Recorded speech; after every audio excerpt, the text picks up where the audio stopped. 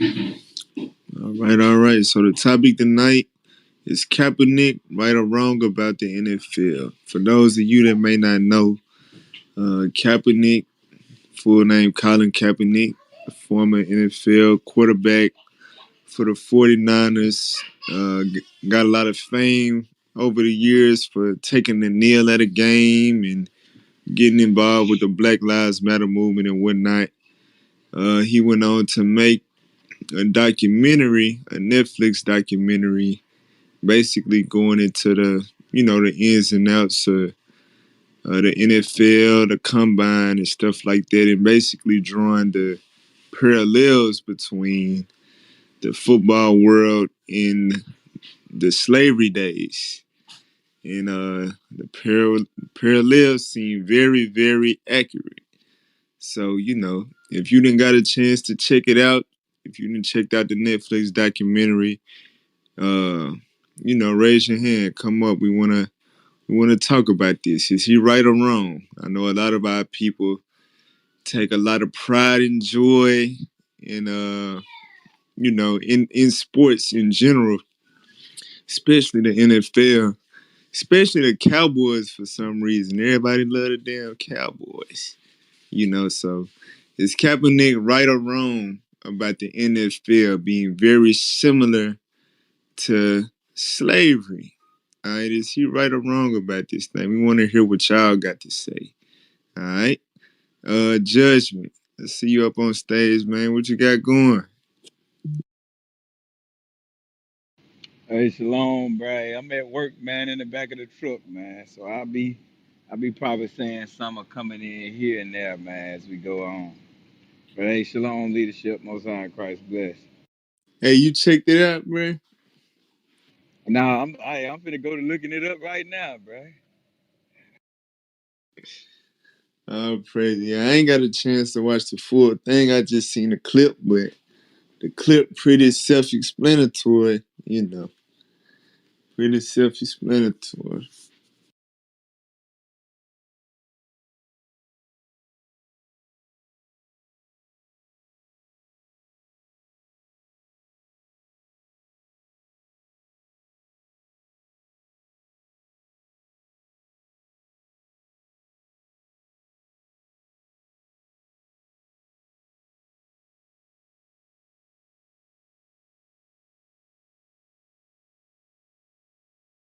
How y'all brothers doing?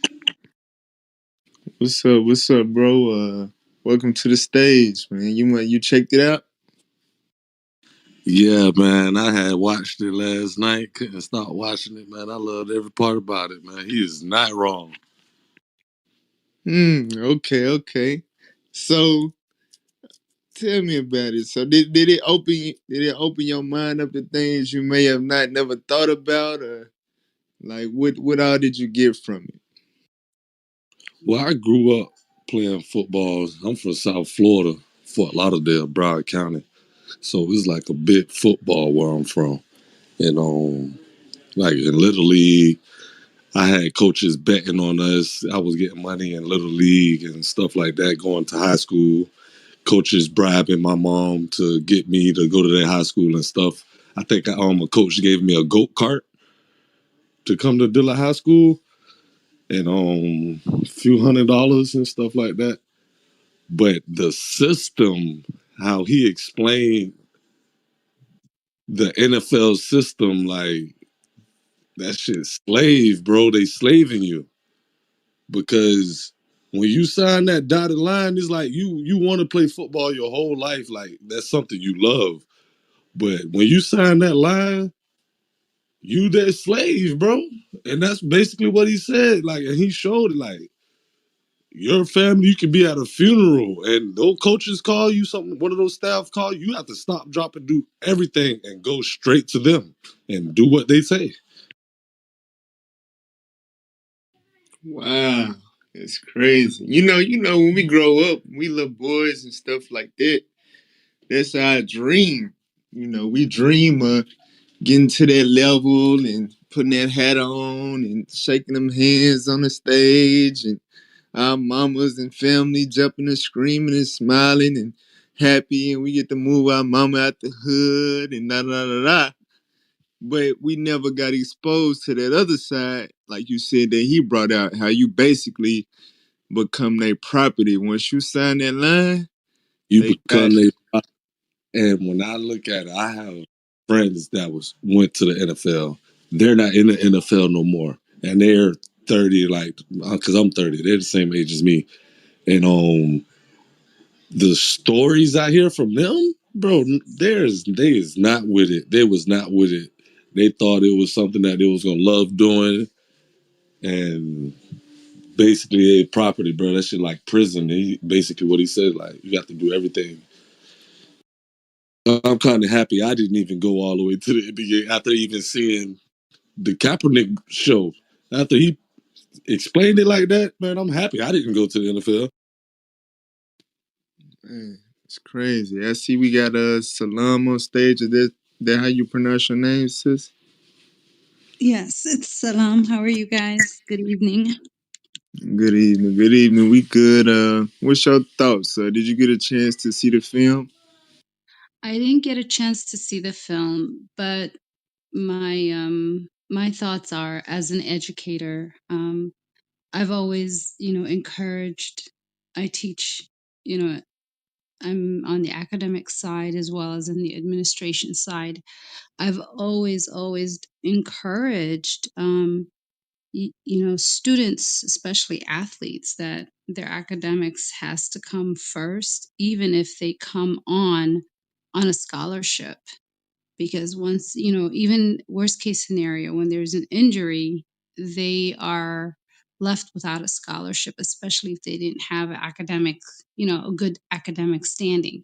So for me, it's always been, hey, ultimately, your education comes first. Your body, if you get hurt, you really have to think through all of these things. But once you go into the pros and you really, then you're propelled to a whole different lifestyle and expectation. So I think it comes, maybe it starts from home, the level of education, exposure. But ultimately, even now when I think about NFL sports team, who owns these teams, who are the majority of the owners, and so it's a whole industry. It's a field in which, unless you are well informed and educated and understand what you're getting into, it's not easy to navigate. So you always have to have, my thoughts are, you always have to have your best interest, and you have to have support that's about your best interest and well informed support. And if you don't have that, it becomes a real challenge. So what Kaepernick is probably, showing in that is that hey, it's a whole different level, a whole different game if you don't understand the business side of it. So I'll just rest my point Okay, here. okay. Yeah, you said a lot of good stuff. I like a lot of the stuff that you said. I got a question though. Are you a college educator? Yes, I'm in higher ed.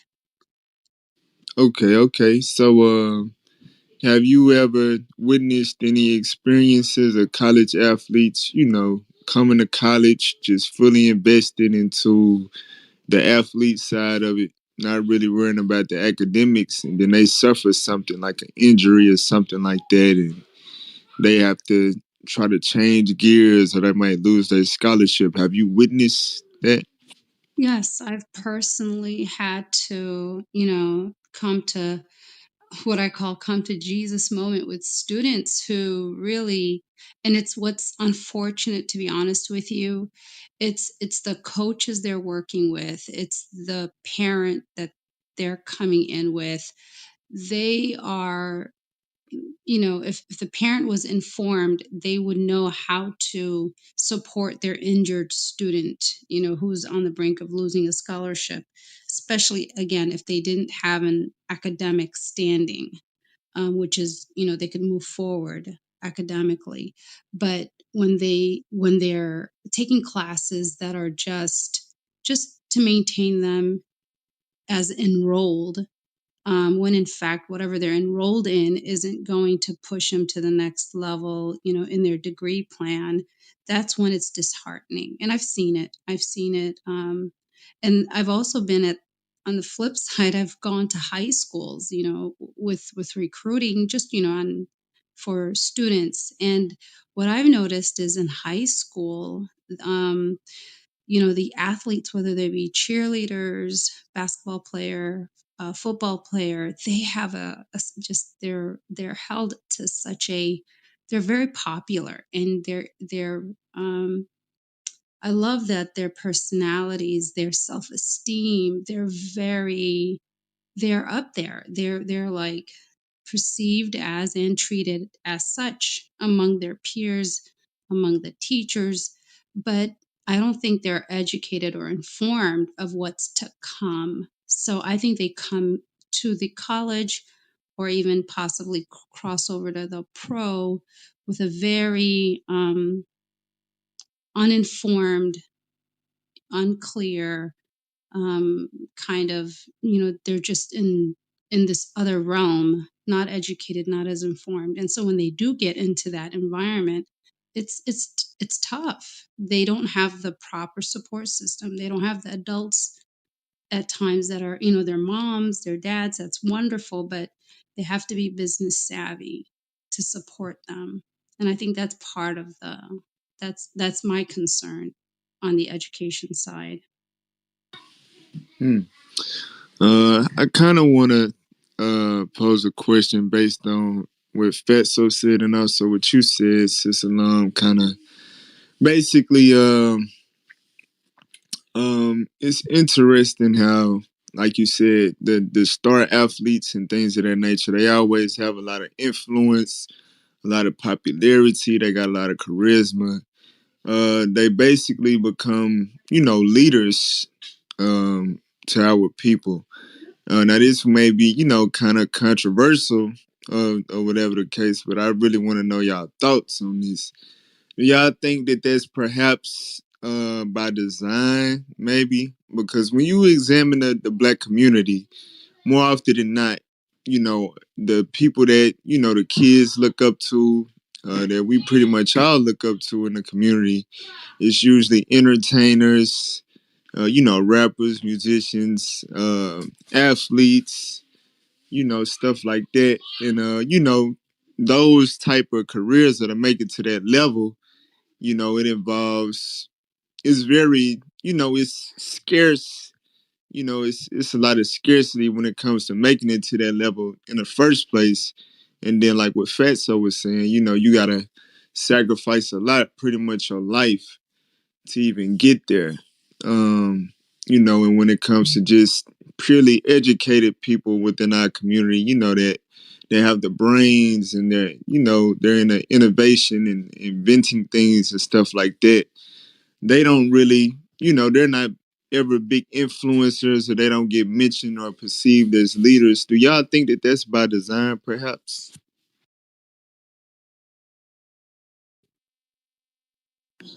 Shoot, if they giving you their money, you know what I mean? Like, they giving them people millions of dollars. You know what I mean? Millions. They're not finna just give you the money. You can act and do what you want to do whenever you want to do it. They need you to come to the game and come to practice and whatever else they got going on. That's a great point. I mean, I think ultimately, let's say there is that star athlete. Let's say they are pulled in into this, great opportunity, possibility of really changing their life and the trajectory of their family. It's wonderful. But ultimately, that individual, you would think when they are in that kind of circle, they would have a support system in place, but they don't. So you're right. On one end, you've got these individuals that are going to put money out and sponsor them. And even colleges, right? Colleges do this. They bring these students on campus. But ultimately, it's do they graduate them, right? If there's no accountability, what ends up happening is it becomes, oh well, the student came in, they got injured, or the student came in and they were drafted and they made it pro, but that didn't go all the way. So I think ultimately there's got to be accountability. I think for me, that's how when the college brings them on, there's got to be accountability. If a student was to be drafted, there's also even or self accountability. The student should also be held to their academics. But another question I have for you all, isn't it now where athletes are able to own much of their proceeds, much of their decision making? Isn't I forgot what the rule is in the circle for athletes, where they could be basically their own brand. Right. I'm not really I'm not really sure as far as I mean, I know when it comes to your brand, you can make, a lot of endorsement deals and, make your own companies and stuff like that. But once you're signed to a team, that team has an owner. So, it's only so much people like LeBron James or whatever, they can gain a lot of leverage uh, until they might suffer a disastrous injury and stuff like that. That's why he pays millions of dollars on his body alone, making sure his body stays in shape. Uh, Perhaps because he understands the danger of anything happening to that body and the power that he may lose. So I think the level of power that you have as a black athlete, a black star athlete, is contingent upon, you know, your level of talent and how durable you are. Because once you start to lose, um, your physical ability to bring the fans and bring the numbers and, bring the money into the owner's pockets, then you have less of a voice, you have less pull and things of that nature. So I believe it's contingent upon that. Dion on stage. Dion, I know this a good topic for you, man. What you think? Is Kaepernick right or wrong about the NFL? Hey, Shalom. How y'all brothers doing? Good. Hey, All shalom, man. Most How high in y'all? Christ, man. All praise. I see we got a sister on the stage and Fatso. What's going on? Yeah, man. Hey, it's crazy, bro. I was just watching some of that, some of his series that he got on Netflix. Man, wow, I'm about to cuss. That thing masterful. That thing is crazy. I don't know if y'all watched it yet. It's called Colin Black in black and white. Watch that thing. That thing crazy. How he showed his life and how racism played a part in a lot of the things that happened to him growing up in a white family, being a black man, and even in the sports, how the referees would deal with him and how the oppressor would deal with him if he didn't do what they said. Their whole demeanor changed towards him and everything. It was crazy. And in the opening scene, man, I know y'all already talked about it. In the very opening scene, he hit them right in their stomach spiritually when he showed how the correlation between the NFL combine and auction or chattel slavery. He showed the comparison, and trust me, I've been through it. They stand you up there in your tights or whatever, and you with no socks or shoes, no shirt on, nothing, and they test your body fat. They test your length of your wingspan, how you can jump, how fast you can run, and I remember feeling just me personally, and there's pretty other brothers in here probably that were athletes or sisters, but I remember feeling degraded in a way.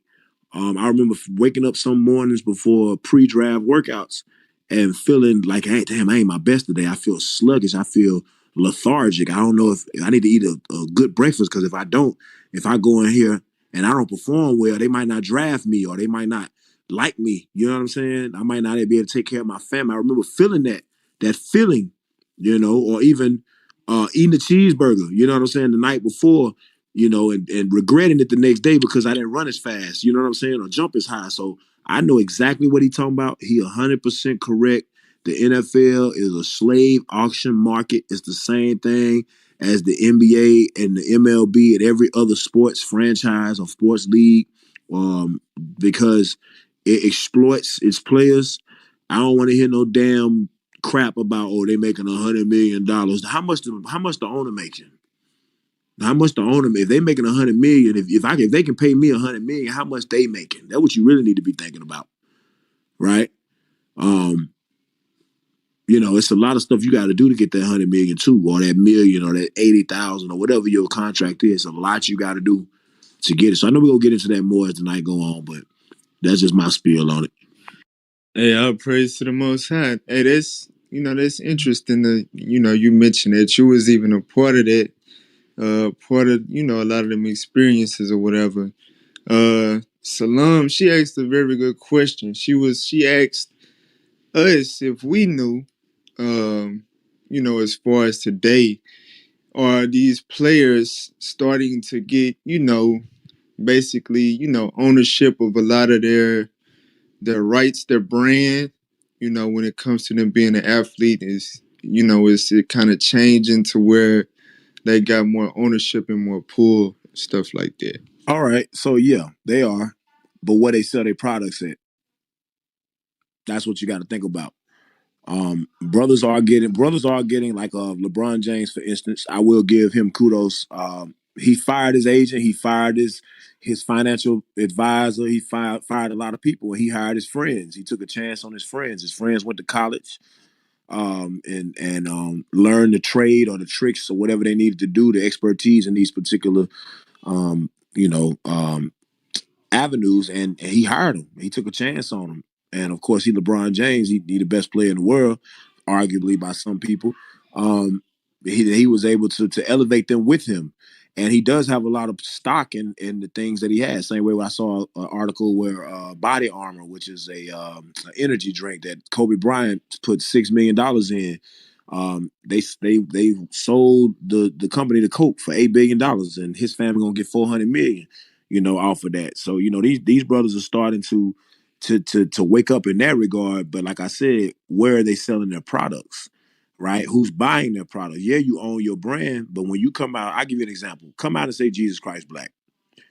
How many of those so-called white people and Negroes that hate the image of Christ, how many of them gonna continue to buy that product? How many of them gonna turn their back on you? I remember back in the day, Michael Jordan said Republicans wear tennis shoes too, because they were the Republican senator or governor. I can't remember which one of North Carolina said a racist thing about the person he was running against, which was a black man, a Democrat. He said he and his followers were doing some very racist things to taunt him and speak evil of the black man in the paper. And when they asked Michael Jordan what he thought about it, because that was his home state of North Carolina, he stayed neutral. He said, well, Republicans buy sneakers too. In other words, let me keep my mouth shut, because if I say something, then white people won't buy my product anymore. So yeah, a lot of them are getting their stocks in, and they're getting their percentages up in their companies. But if they do things that these people don't like, they'll stop buying it. They'll boycott it. Hey, that bring us really full circle back to Kaepernick. You know what I'm saying? Because he wasn't just the best NFL quarterback or nothing like that, but he was fairly decent. He was all right. But once he showed that he was pro-black and did the kneel or whatever, his athletic brand per se, it plummeted. He lost a lot of, his die-hard Caucasian fans and stuff like that. He lost a lot of support from the Caucasian NFL fanatics and a lot of Jake, that's just, that they don't really see any pro-black or whatever. It's sports. Like, just play football, dude. Let me, Lost a if lot. I can, let me show you something real quick. I'm gonna show you how deceptive the so-called white man is, and how he can paint the picture when you run the NFL, when you run the NBA, when you own access to private prisons, when you have access to all social media outlets, all radio and television, you can paint a certain picture. Because I heard what you said, and you're not the only one that said this. I've heard people say that, Colin Kaepernick wasn't the best, one of the best pro quarterbacks. The dude was in his prime when he was doing well. Dude made it to the Super Bowl. Like he Nah, wasn't he just was average. cold. He But was I'm just saying, cold, no, but I'm not. But listen, hold on. Just this is what I'm saying. I heard the same thing about Delonte West. Delonte West was a really good athlete, but now he like a homeless on the corner, like down and out. And I heard people say, "Oh, well, he wasn't really that good anyway." But I'm not saying you're saying that. I'm just saying that that's a picture that the so-called white man painted to push forth their rhetoric and to push forth their agenda. And I'm gonna show you that they often do that real quick. Give me that real quick in Psalm 64, real quick in verse 3. Let me show you the spirit that's in them. When you don't follow their agenda, this is what they do. They cast you out as evil. They cast you out as not being as good. Or, well, I mean, if you had all that money, you should have did this or you should have did that. Let me show you they do that real quick. 64 and 1. The book of Psalms, chapter 64, verse 1. Hear my voice, O God, and my prayer. Preserve my life from fear of the enemy. Mm-hmm. Hide me from the secret counsel of the wicked, from the insurrection of the workers of iniquity. So what's being written right here by King David, he's saying, hide me from the secret counsel of the wicked, from the insurrection of the workers of iniquity. What the so-called white man often does is anybody that goes against his agenda, he knows how to paint a picture of them in the media as being evil, as being racist, as being, because Colin Kaepernick said how many times, look, I'm not against the military. I'm not against the military. I have family members in the military. And what did they do? Say, no, he's against the military. They painted that in everybody's mind, right? That he was against the United States military because he was kneeling for the flag. He said he wasn't going to stand for a country or a flag that oppresses brown-skinned people and black people. They didn't hear that. They said, no, he's trying to come against the whole country. He's going against the military. That's that secret counsel of the wicked and the insurrection of the workers of iniquity right there be at play. Now watch this. Who whet their tongue like a sword, and bend their bows to shoot their arrows, even bitter words. It said wet their tongues like a sword. What is that tongue? Their media.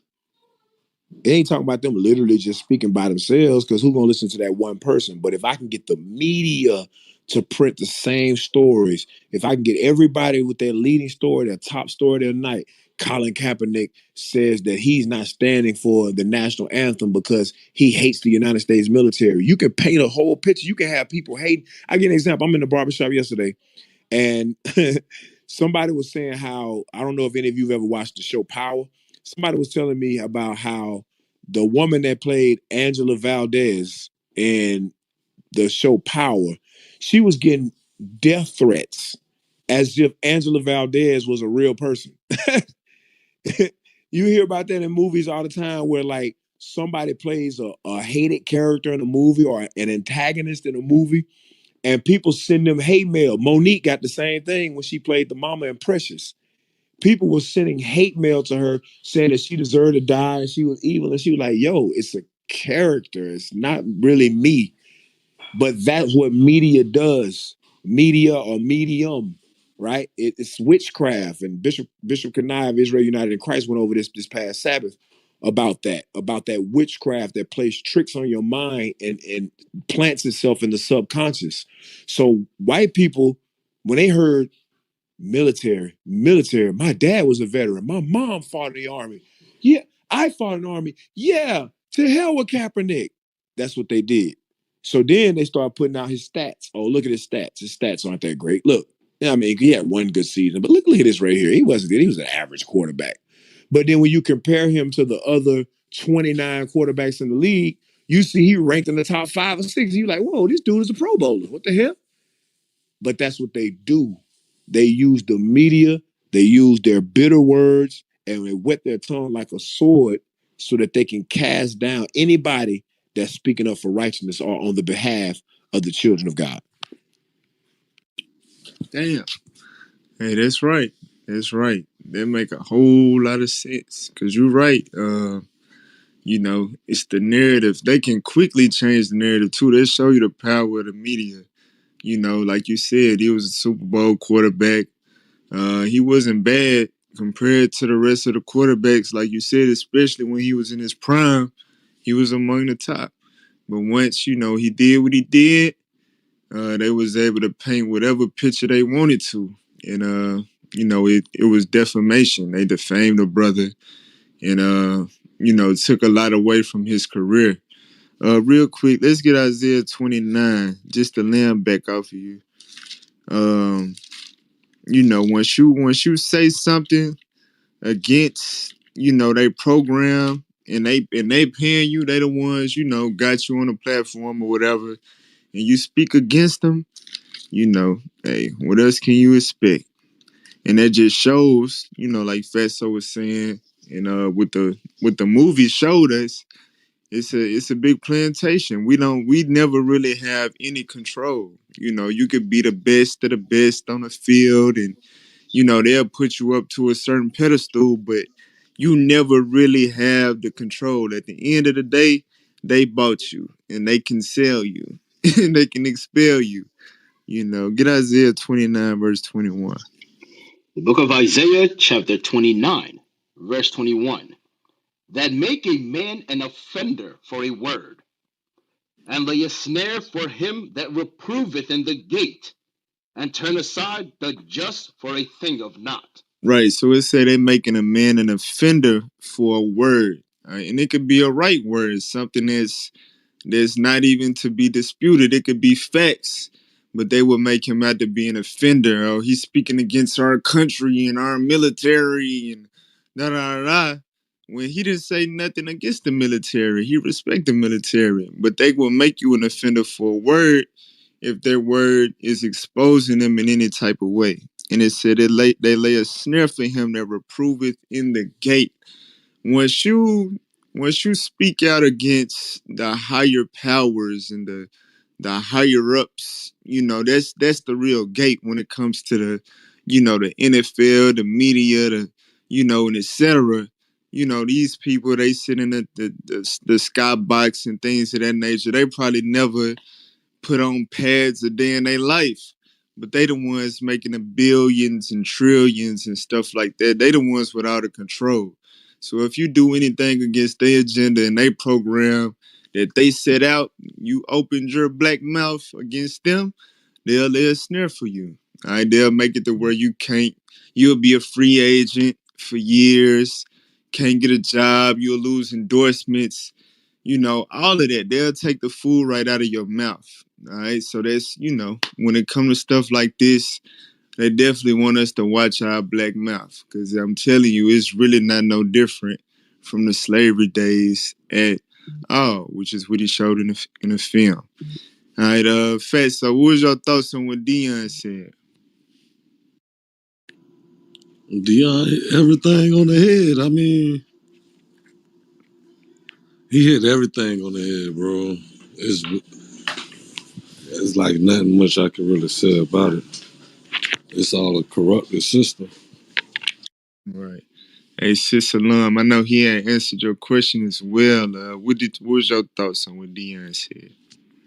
No, I mean he's I should start with yes. Yes, it's been the discussion has just been on task, on target.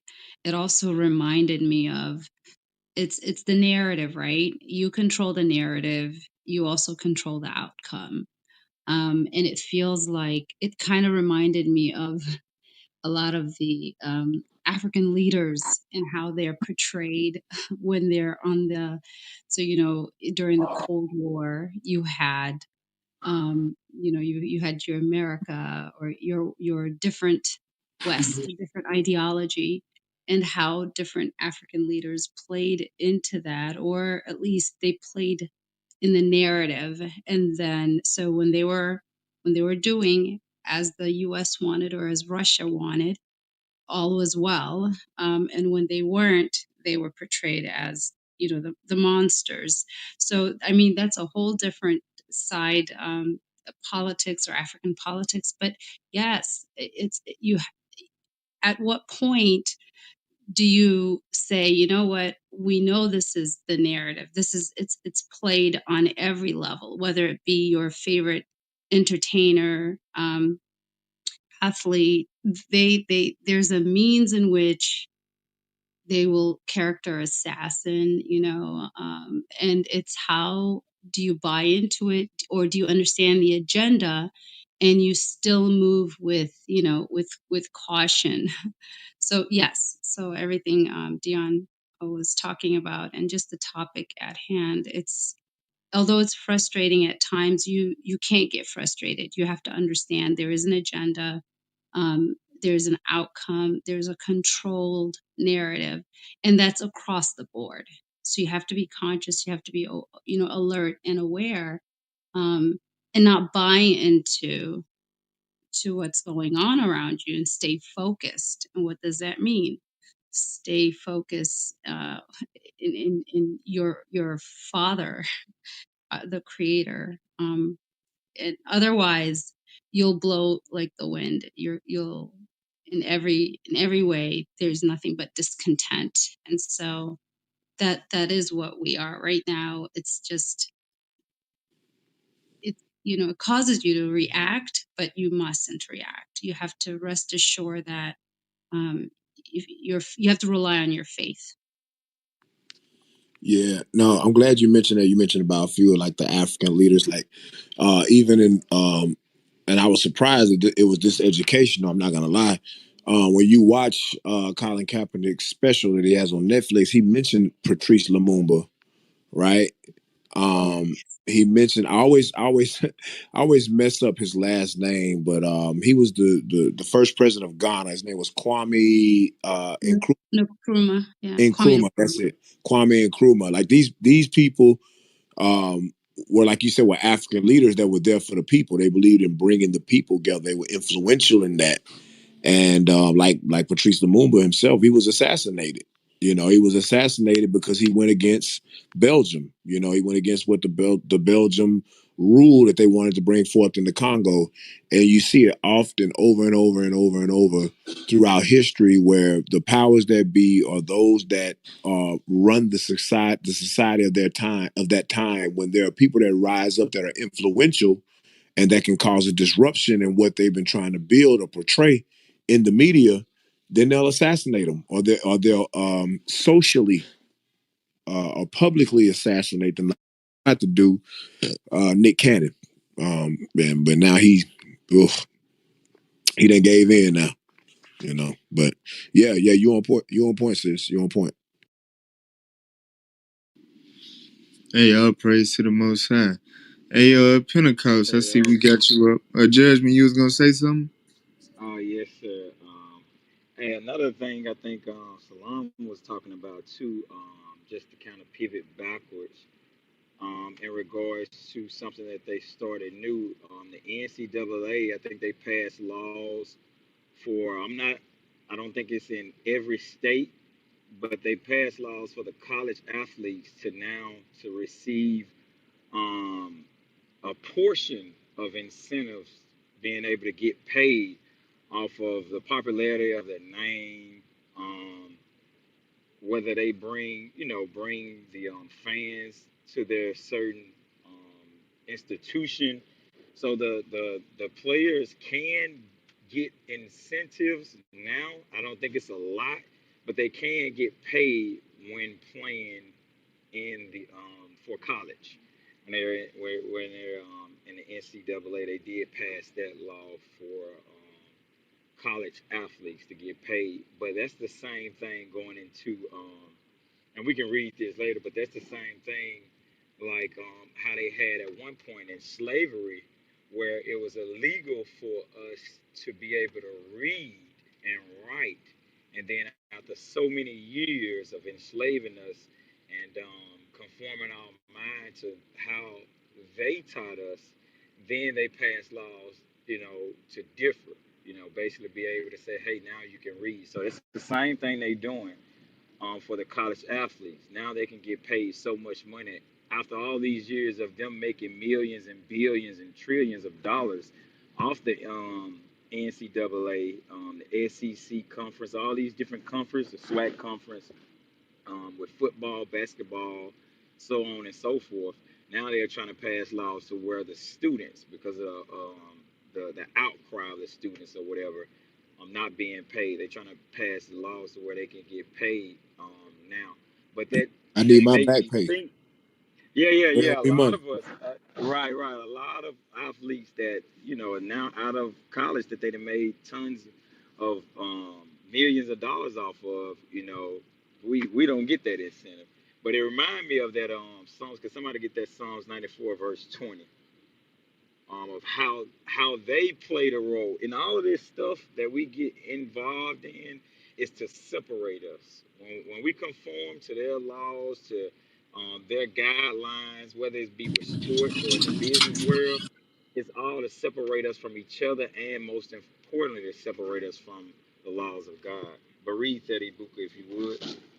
The book of Psalms, chapter 94, verse 20.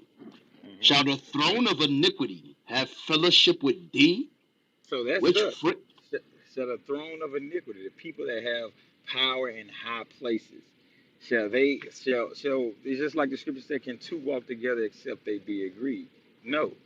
The wolf don't partake or do any dealings with the wolf. The lamb don't do any dealings with the wolf. Read on. which frameth mischief by a law, That's what they do. Once we get in instituted or privy to certain things, they change the laws. They up the scale. They set the bar higher because they know after all these years of us being confused and us not being on one accord, being together, they know that they can go in and change a little something, and it still is going to have them on top to where they benefit from these things. If they change a law, it's definitely not to benefit us. It's to benefit them because they have mischief somewhere. So always keep that in mind. So yeah, that's probably what Salon was talking about. That law that was changed with the NCAA with the student athletes. I'm reading my mind. Hey, hey, real quick, Abuka. We gonna move on to some more brothers on stage. I see we got our Kenya Lay, Jalen. We gonna get to y'all, but let me get Jeremiah 22:13 very quickly. Just dealing with the NCAA thing. It's interesting because we all grew up pretty much whether it was the PS1, PS2, Xbox, Nintendo, whatever it was. We played NCAA March Madness, NCAA football or whatever. And them things, they made a lot of money.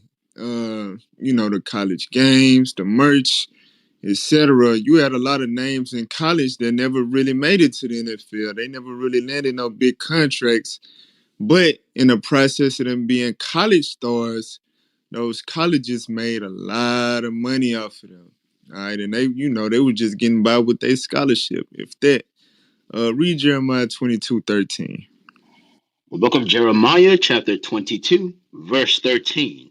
Woe unto him that buildeth his house by unrighteousness, and his chambers by wrong, that useth his neighbor's service without wages, and giveth him not for his work. God said, woe, meaning destruction, judgment to them that use their neighbor's service without wages. So, like them, even if they did pass a law now, what about all the college athletes that didn't play generations and generations past? All of these people they gave their service without any wages. They done made these colleges billions of dollars and they had nothing. They were just able to get through school and that's it. God said woe unto them for that. All right. So that just goes to show it's a lot of unrighteousness when it comes to how, these organizations work, these sports organizations work, especially the college ones. So that's something to think about as well. But we want to hear from Kenya Lay. What you got on the topic? Is Kaepernick right or wrong about the NFL? Hey, how's it going? This is Akin Yele. I'm in Chicago. You guys have taken this topic and then jumped to other related topics that I thought that some interesting perspectives on. I love how you brought the Bible verse and essentially, you don't profit off of your neighbor. Essentially, is what or incorrectly at least. And One, yes, Kaepernick is definitely correct, and you can see it now with the emails right now with John Gruden and with the emails that he sent back and forth when he was employed by ESPN to Washington. And one thing that they haven't talked about, they've centered in a lot about what John Gruden has said about gay players playing or about the commissioner. But one thing that they haven't really centered a lot on was what he said about the gentleman who kneeled with Colin Kaepernick, Eric Reed. Eric Reed was a Pro Bowl safety. Pro Bowl safety, meaning based off of this or that of the of all the safeties, he's essentially going to be top 5, top 6, or at least top 5, top 6 as far as popularity.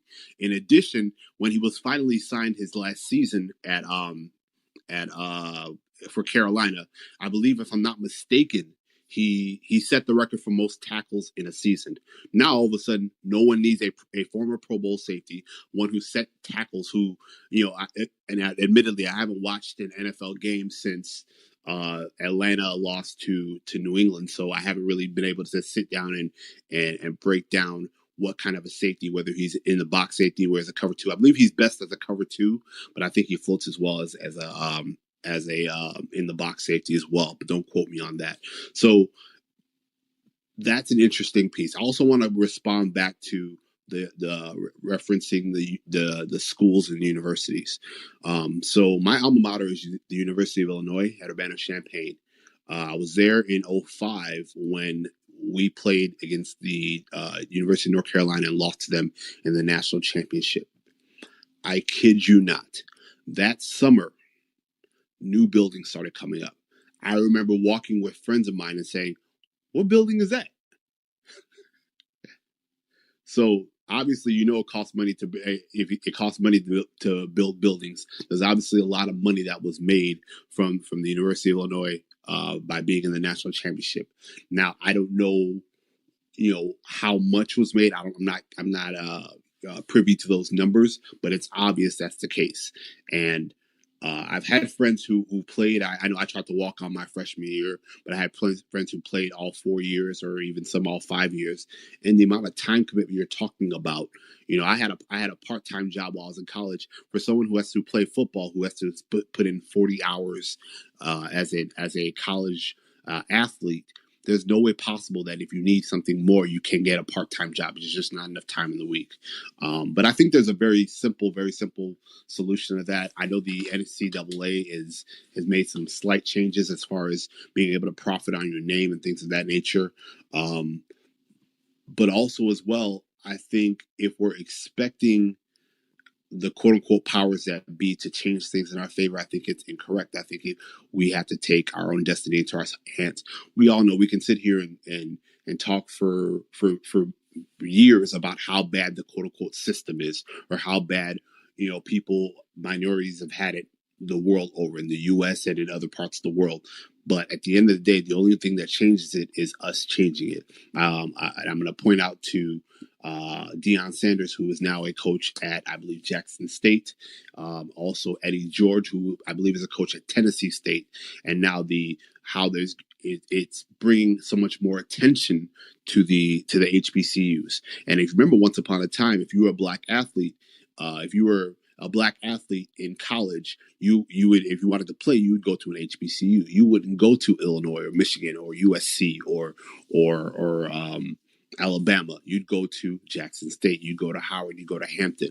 One of my favorite football players, Walter Payton, is a graduate of Jackson State. There's a bunch of players. So I think it's going to be up to us to change the circumstances that affect us. Also want to shout out the young woman who spoke earlier about the how African leaders in the past have been shown in different lights based on their own belief system or whoever they're supporting. And I think that's absolutely right. Unfortunately, there are certain people who write the history and how things are portrayed, but I do appreciate now that more information comes out about how the U.S. was culpable in Patrice Lumumba's assassination and other African leaders as well as African American leaders. That's all. Thank you, guys. Okay. It was something that you said a little early on when you were speaking about I think you said Illinois made it to a championship, and then you saw, buildings start to pop up in the city. Can you say something along those lines? Yeah. So, like I said, I went to the University of Illinois. And we went to national championship. We lost to North Carolina. I kind of dispute that because I think there are a lot of false calls on Sean May, a lot of offensive fouls that they didn't call, but I get past that. But literally that summer, new buildings started coming up. If you're familiar with the Champaign-Urbana area where the University of Illinois is located, right along Lincoln Avenue, all new buildings, all new alumni buildings, all new structures started popping up that summer. Hey, I just want to say that sounds strikingly similar to slavery. You put a whole bunch of Negroes on the plantations and working for free, and America pops up. Skyscrapers and buildings and businesses and all that just pop up all over the place. Yeah, I And I mean, guess, like you said, now they're trying to change stuff up to where players can get dividends and whatnot. I mean, it sounds still a lot like slavery. After so many years, they let us get off the plantation and go get jobs or whatever, so we could feel like we're not slaves anymore. But it's really the same thing.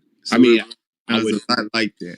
I would take it a step further. Emmanuel, apologies for interrupting. I didn't mean to. My apologies. I would take what it really comes down to is being able to take advantage of others, of people who are not in power. And, one of my, I was a big track and field guy in high school. And one of the people I looked up to, I remember as a kid writing like papers on Jesse Owens. Why is Jesse Owens the hero of the 1936 Olympics? Okay. Why is he struggling to make ends meet when he comes back? Because apparently, as a college athlete, because he was still at the Ohio State University, he was technically still a student when he was in the Olympics. He has a family. He tried to make some money for himself, and he lost his eligibility. Why? A national hero at this point. Why is he broke? Why is he struggling to figure out how he can put food on the table for his family? Where in the world does that make sense? So to me, it's more of a taking advantage of other groups, and it's not just I'm not going to limit it to just minorities. We can have that conversation. The conversation heads that way, but there's no other outside of college sports. There's no other entity in the world, or I shouldn't say in the world, I'll say in the US, where you're profiting off of you're profiting from labor, and that money isn't, or that there isn't a return to the people who are putting in the work. Okay, well, I ain't gonna lie, I kind of want to go in that direction. I want to know, because I like towards the end of what you were saying at first, you was like, you see Deion Sanders, basically black coaches at HBCUs and things of that nature. Do you feel like, we need to gear towards creating our own football league or whatever, or just come out of it altogether? But before I want you to answer that question, I want to know, just based on what you just said, why is it that there's certain people that's ruling America that came over here and conquered? Why have they been able to take advantage of us for so long? Why do you think that? I mean, that's a loaded question. That's a loaded question. I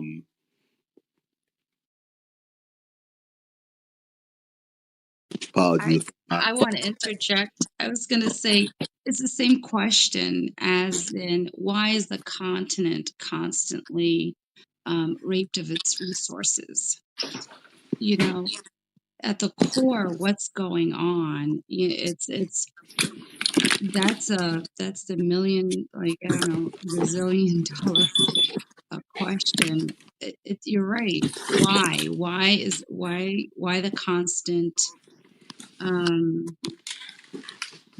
why does this perpetuate itself? And it's almost as if, like, whether or not you participate, you don't participate, the machine will continue. That's how it feels sometimes. Well, thank you for that response. I definitely appreciate that. Honestly, we all know the Bible verse. The Bible verse I'm about to say, we've all heard it a million times. We definitely have seen it. We've heard it. We've read it. Whatever be the case, the love of money is the root of all evil, and it's not the money itself that's evil. The money is just a tool. It's just a thing. That's like calling a sword evil or calling a hammer evil.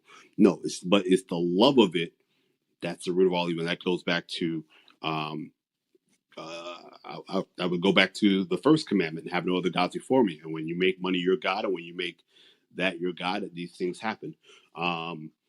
But to also backtrack as well, Emmanuel, I'm not necessarily saying come up with our own leagues, because I think for something like the NFL or for the NCAA to have a competing league at this point is going to take a lot of time and resource to build it up. And I think most people are going to be impatient with the results and from that standpoint, not understanding that the NFL, it was only until very, very recently in its history that that it's been this big profitable giant.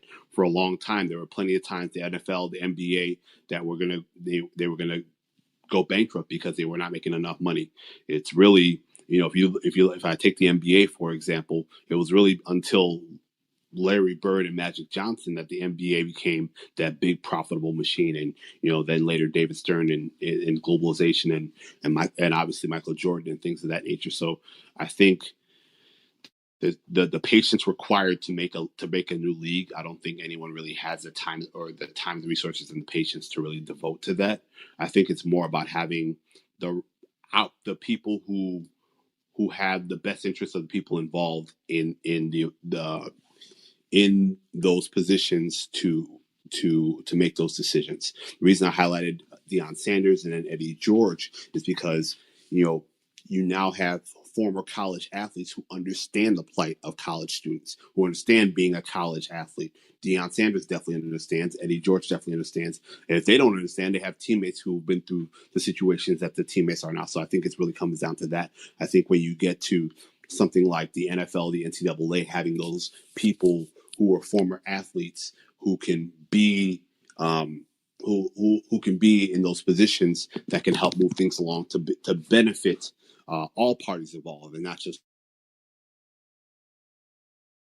if that makes sense. Okay. Pentecost and Judgment, I want y'all to chime in as well. I'm going to just pull a couple of scriptures pertaining to some things like King said and what Sis Salam said.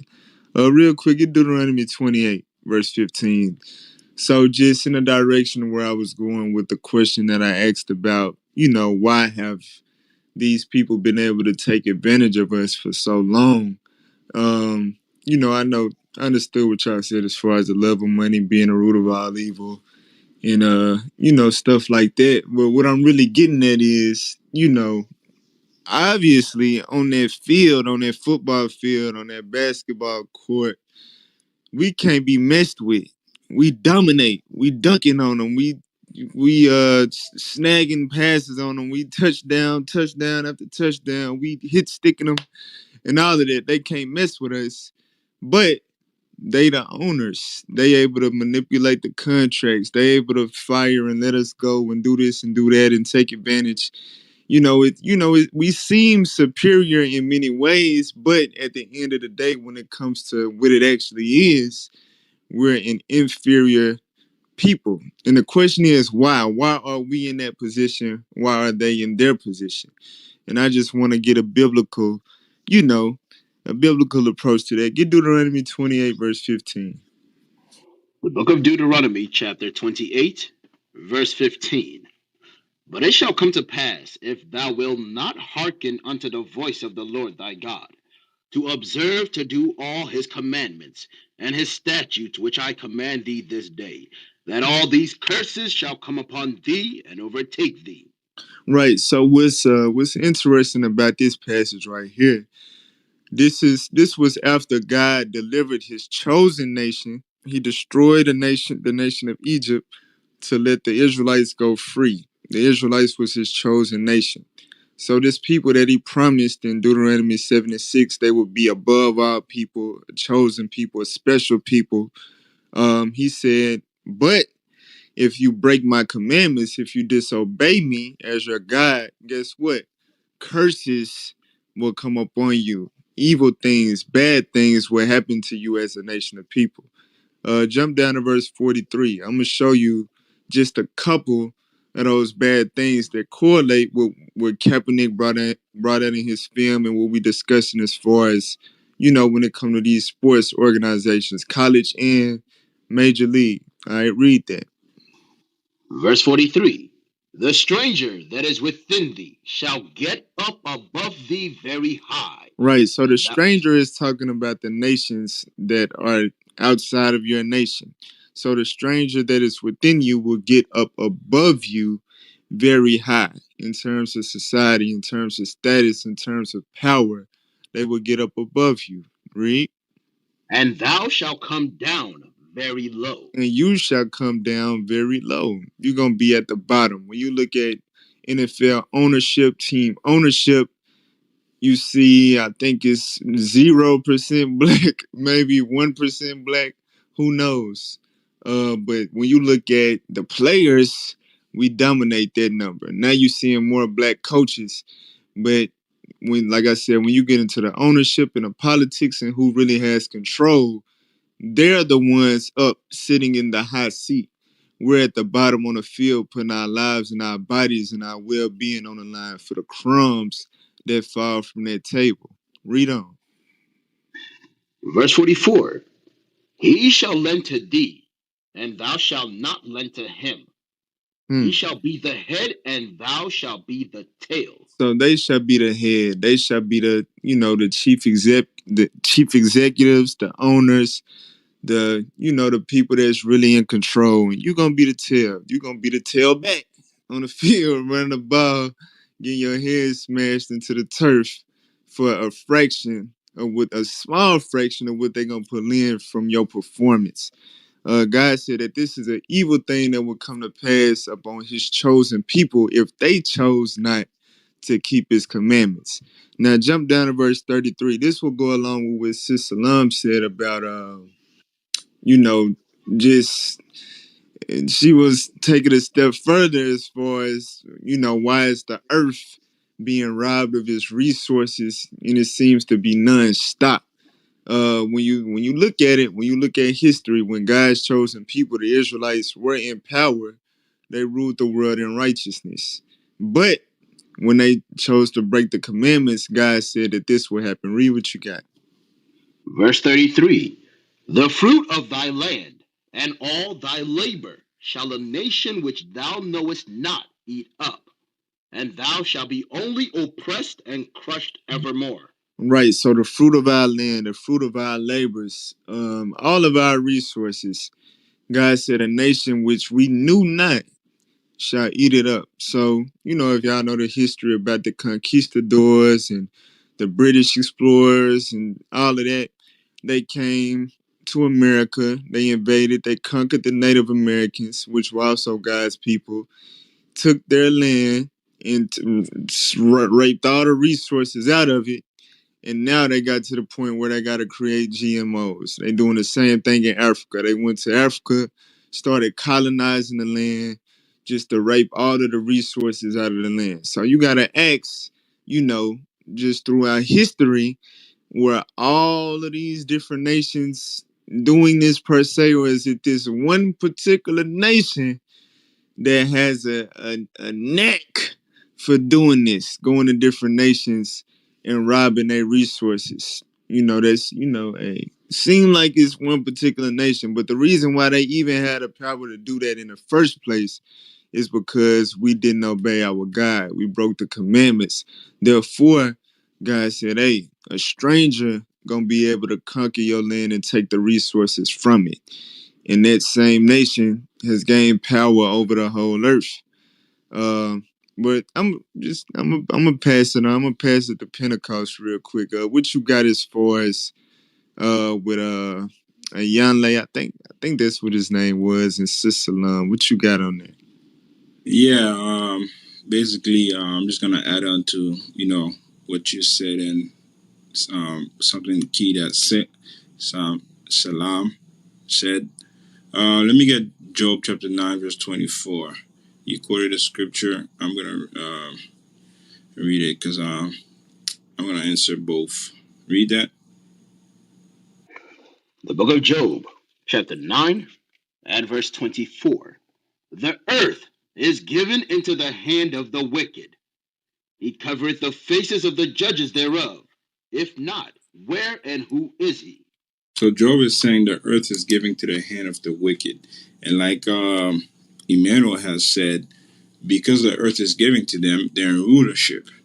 So therefore, everything that they do will be full of wickedness. That's why everywhere they go, everything that they produce, every land that they go over, the number one thing they do is kill, destroy, and take everything. So read that again. But listen to what God calls them. Read. Job chapter 9, verse 24. The earth is given into the hand of the wicked. So when they go over different continents and do the same thing that they do everywhere, sport, media, television, social media, everything will always be wicked. Every single thing they do will always be wicked. Now go to Proverbs 29 verse 2, because I heard you quoted that too, but I want to read it.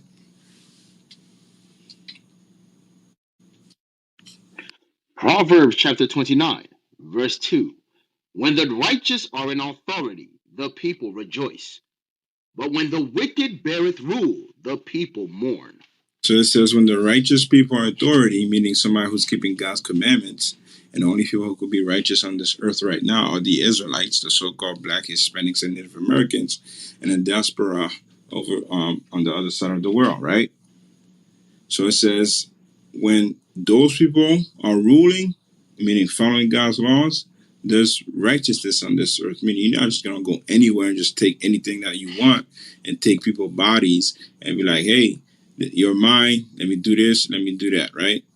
Go to Nehemiah chapter 9, verse 37. This is why the NFL is able, like, to show or to do what Kaepernick showed on his Netflix series, episode 1. Read that.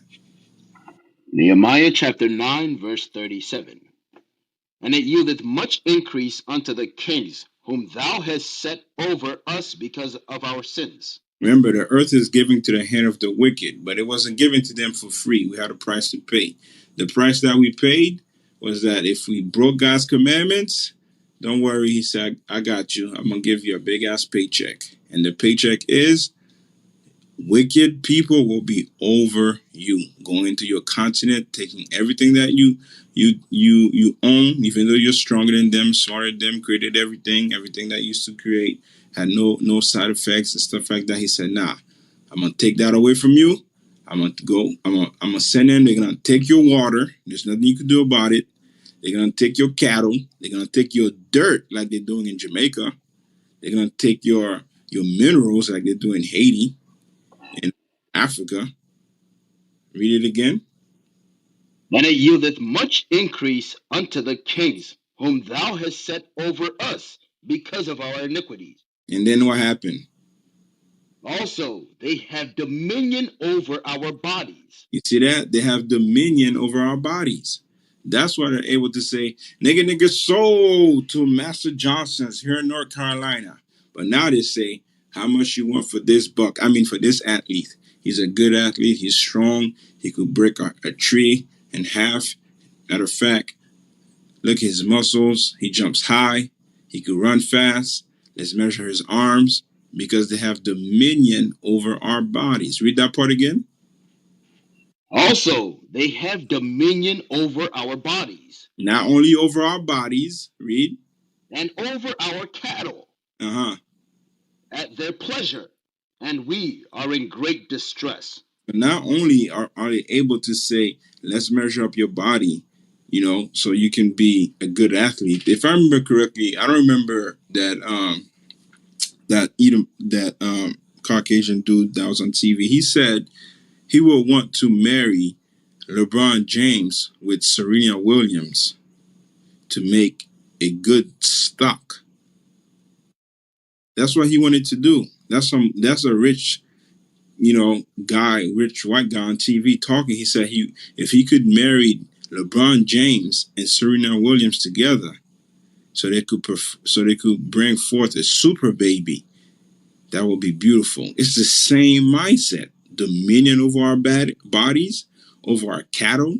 They go to your continent. They take everything that they want at their pleasure and at our own great distress. Why though? It's because of our sins. I mute my mic. Hey, that's heavy, Pentecost, because you made me think about when you brought out the dominion over our bodies.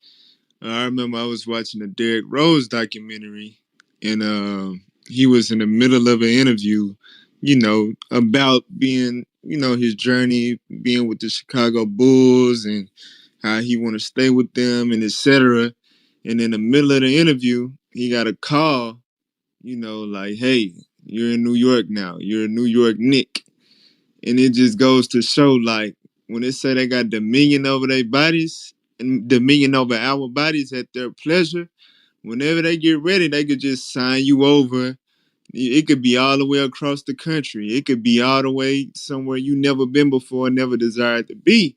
But if they decide to trade you, you trade it. And it just parallels right along with what you said. Nigga. So the master Charles in Virginia when you was on a plantation in Alabama. They don't care. They didn't care back then. They don't care now because they still got that dominion over our bodies. That's heavy. That's heavy. We want to hear from Jalen though. I see you've been on stage for a while. What you got on the topic? Is Kaepernick right or wrong about the NFL? Shalom, shalom, most high in Christ bless. I just want to say Kaepernick is 100% correct about what he said about the NFL. I didn't see the full show or whatever, the full movie or whatever, the documentary, but I did see a clip where he was comparing how the NFL draft combine is the same thing as basically as how they used to do us back when we got the slave ships, how they used to test us to see how, who's the best fit, who's the most healthiest and all that. And that is true. About and I want to get a precept about how much. Excuse me, I'm walking on. I'm at work right now, but I want to get Second Maccabees chapter 4, verse 15 and 16.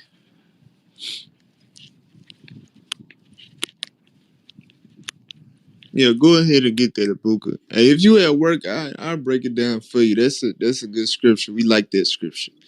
Let's go ahead and read that. Read that, Abuka. Second Maccabees chapter 4 and verse 15.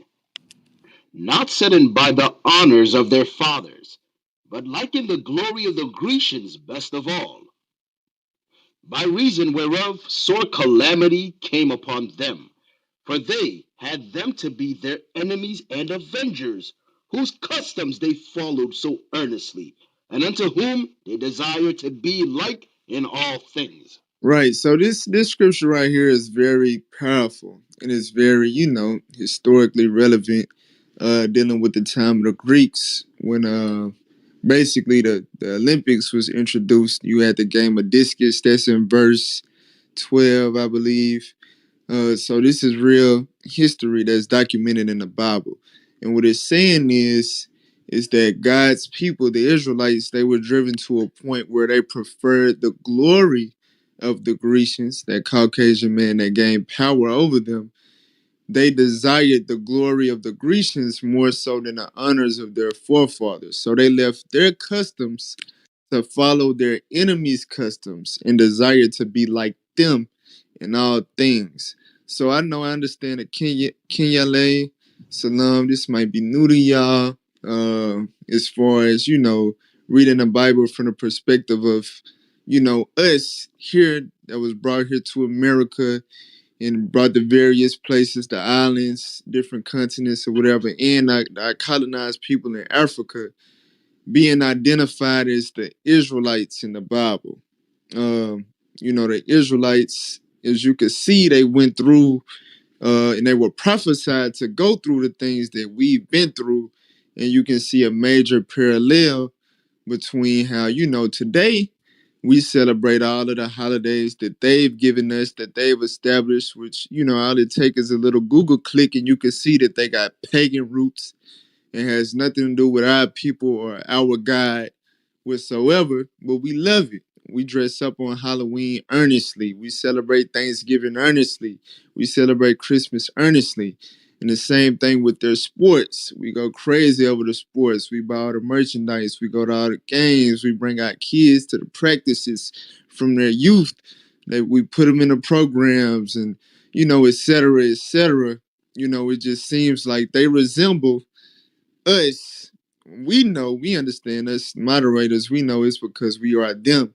But I wonder, like, do y'all really see the stark resemblance as far as the Israelites choosing the glory of the nation that gained power over them and their customs, just like how we in America, we head over heels about football and all of these things that we didn't necessarily come up with, that we didn't start. It's not our customs, they're not our tradition, it's theirs.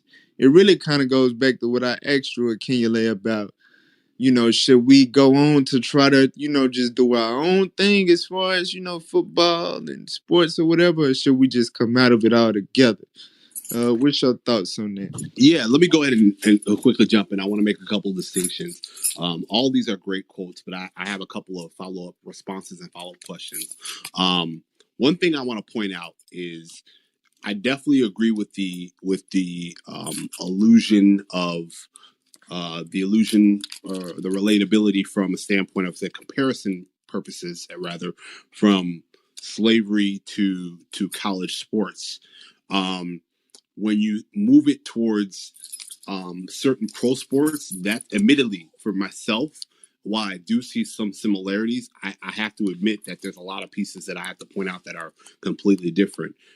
Case in point, you mentioned Derrick Rose, who's I'm in Chicago, so definitely familiar with Derrick Rose.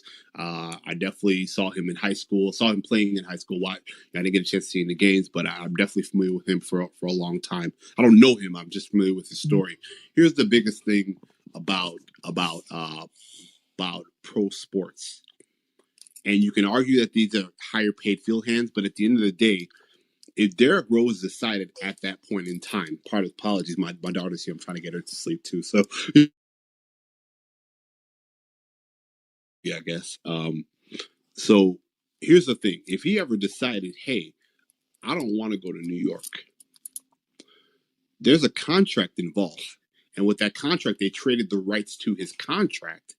But even still, he could choose to retire or he could choose to hold out. And then because because of he's using his ability as a commodity, the team is forced to then make a decision whether they're going to honor his request or whatever be the case. So that's definitely a lot more power than I think any slave has gotten here. That's one. Two. You talk about being here in some. Listen, I'm 100% Nigerian. My mother is from Lagos State. My father's from Ondo State. I'm 100% Nigerian. I speak my language. I understand my language. I understand my customs. My parents, my family's still there. All that. My parents came here for school. So I think from that standpoint, I don't think a lot of us. I don't think it's all of us have quote unquote lost our culture. I don't think that's the case. But I think there is a lack of knowledge, and one of my favorite verses, my people die for lack of knowledge, but also as well, you see there's been a major shift towards Afrocentricity, I think, in the last 5 to 10 years. And there was a major shift again in the 80s, and I think it's going to ebb and flow until it becomes a more constant and consistent thing, but also as well, here's a question I have for you. I realize I've said a lot, so bear with me a little bit here. I'm going to point a question for you. When the Israelites were under Egyptian control, anybody have an exact time frame for how long that was for? You can go ahead and respond. 430 years. You said 430 years? Yes, sir. Great. Now, once they left Egypt, how long did it take them to get to the promised land? 40. 40 years. For an 11-day trip, it took them 40 years. Is that correct? Right. Okay. So here's my question to you, or here's my question to not to you, but to everybody. Okay. If they were under occupation for 437 years, and it took another 11 years to get to the end of where they wanted to go, it's easy in the middle of that situation to say God has abandoned us, we're messed up, it's all our fault that God has left us. But as we all know, all things work together for the good of those that love God. So who's to say that all these things that are going on right now are not working together?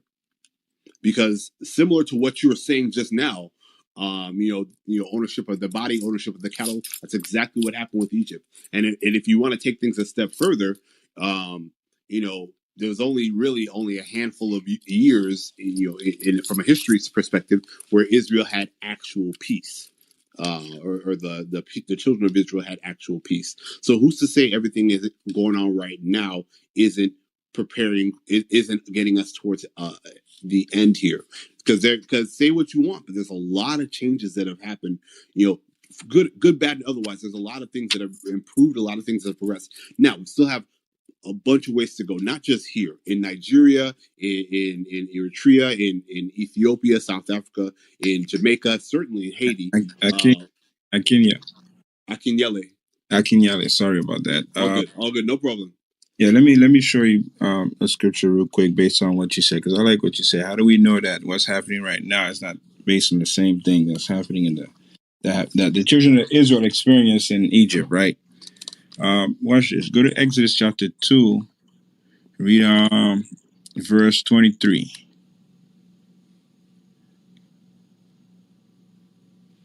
Oh, I'm sorry. Are you telling me to read it? I'm sorry. No, I got it. The book of Exodus, chapter 2, and verse 23. And it came to pass, in the process of time, that the king of Egypt died, and the children of Israel sighed by reason of the bondage. And they cried, and their cry came up unto God by reason of the bondage. So at that time, the children of Israel, the bondage was so hard on them that when Pharaoh died and they prayed to the Lord, they were crying. They were basically saying, why are we being oppressed, like that? Like, why are we being oppressed so much? Until Moses came and saved them out of the slavery that they were in Egypt, right? Now watch this. Go to Deuteronomy 28, verse 68, Ibuka.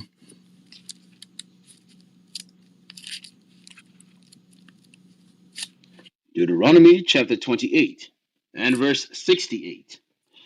And the Lord shall bring thee into Egypt again. So now we're back into a modern day Egypt.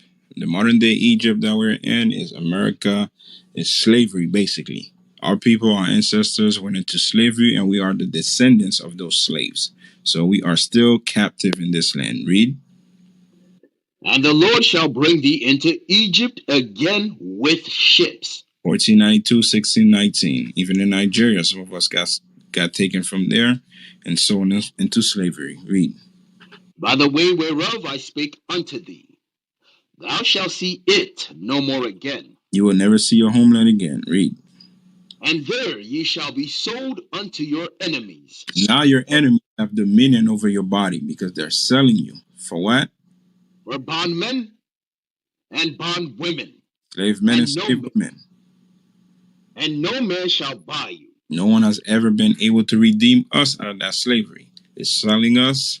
They sold us back then. Now they're selling us in the NFL, in the sport, into everything, right? Now go to Hosea chapter 5, verse 15. Remember, the children of Israel were in Egypt, and then they cried to the Lord. They said, why are we being oppressed? This oppression is too hard, right? And then the Lord sent Moses. Now read Hosea chapter 5, verse 15. Hosea chapter 5, verse 15. I will go and return to my place till they acknowledge their offense and seek my face. In their affliction, they will seek me early. The same thing has to happen again. With the more we're afflicted, the more we're going to be like, you know what? We have to come back to God because this, whatever we're doing is not working. we have to come back to God. That's why he says, in the affliction. The more we're afflicted, the same way was afflicted in physical Egypt, and now we're into a spiritual Egypt. We have to suffer the same affliction before our people cry to the Lord. Like if you look at our people today, they don't give a damn about God. They don't care. They're the way they're living.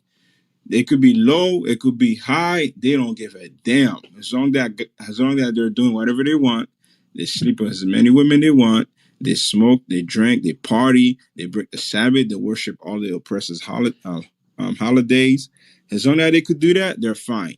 That's why they march in the street. They're still being oppressed in the street, marching, but they're marching for equality with a person that don't like you. They will never like you. They were never like us. That's why we keep doing those things, because we're not turning to God yet. The same way the children of Israel back then had to turn to God and say, you know what, I'm tired of this oppression. And then when they wanted to go back into Egypt because they were murmuring, the Lord made them walk 40 years, and from a journey that would take 11 days. It's just like here. How long have we been? How long do we have to stay captive here? It could have been short. All we had to do was turn around and say, let me stop doing what I'm doing and come back to the Lord. So it's the same thing. I mute my mic. Hey, I completely agree. Let me land back up for you though, real quick. And then we gonna get back to your Kenya. Like, get Jeremiah 16 and 14, because I like what he said as well about who's to say they was in slavery in Egypt for hundreds of years and etc. Which eventually led to them getting saved and getting a promised land and whatnot. Now you right. We headed in that same direction.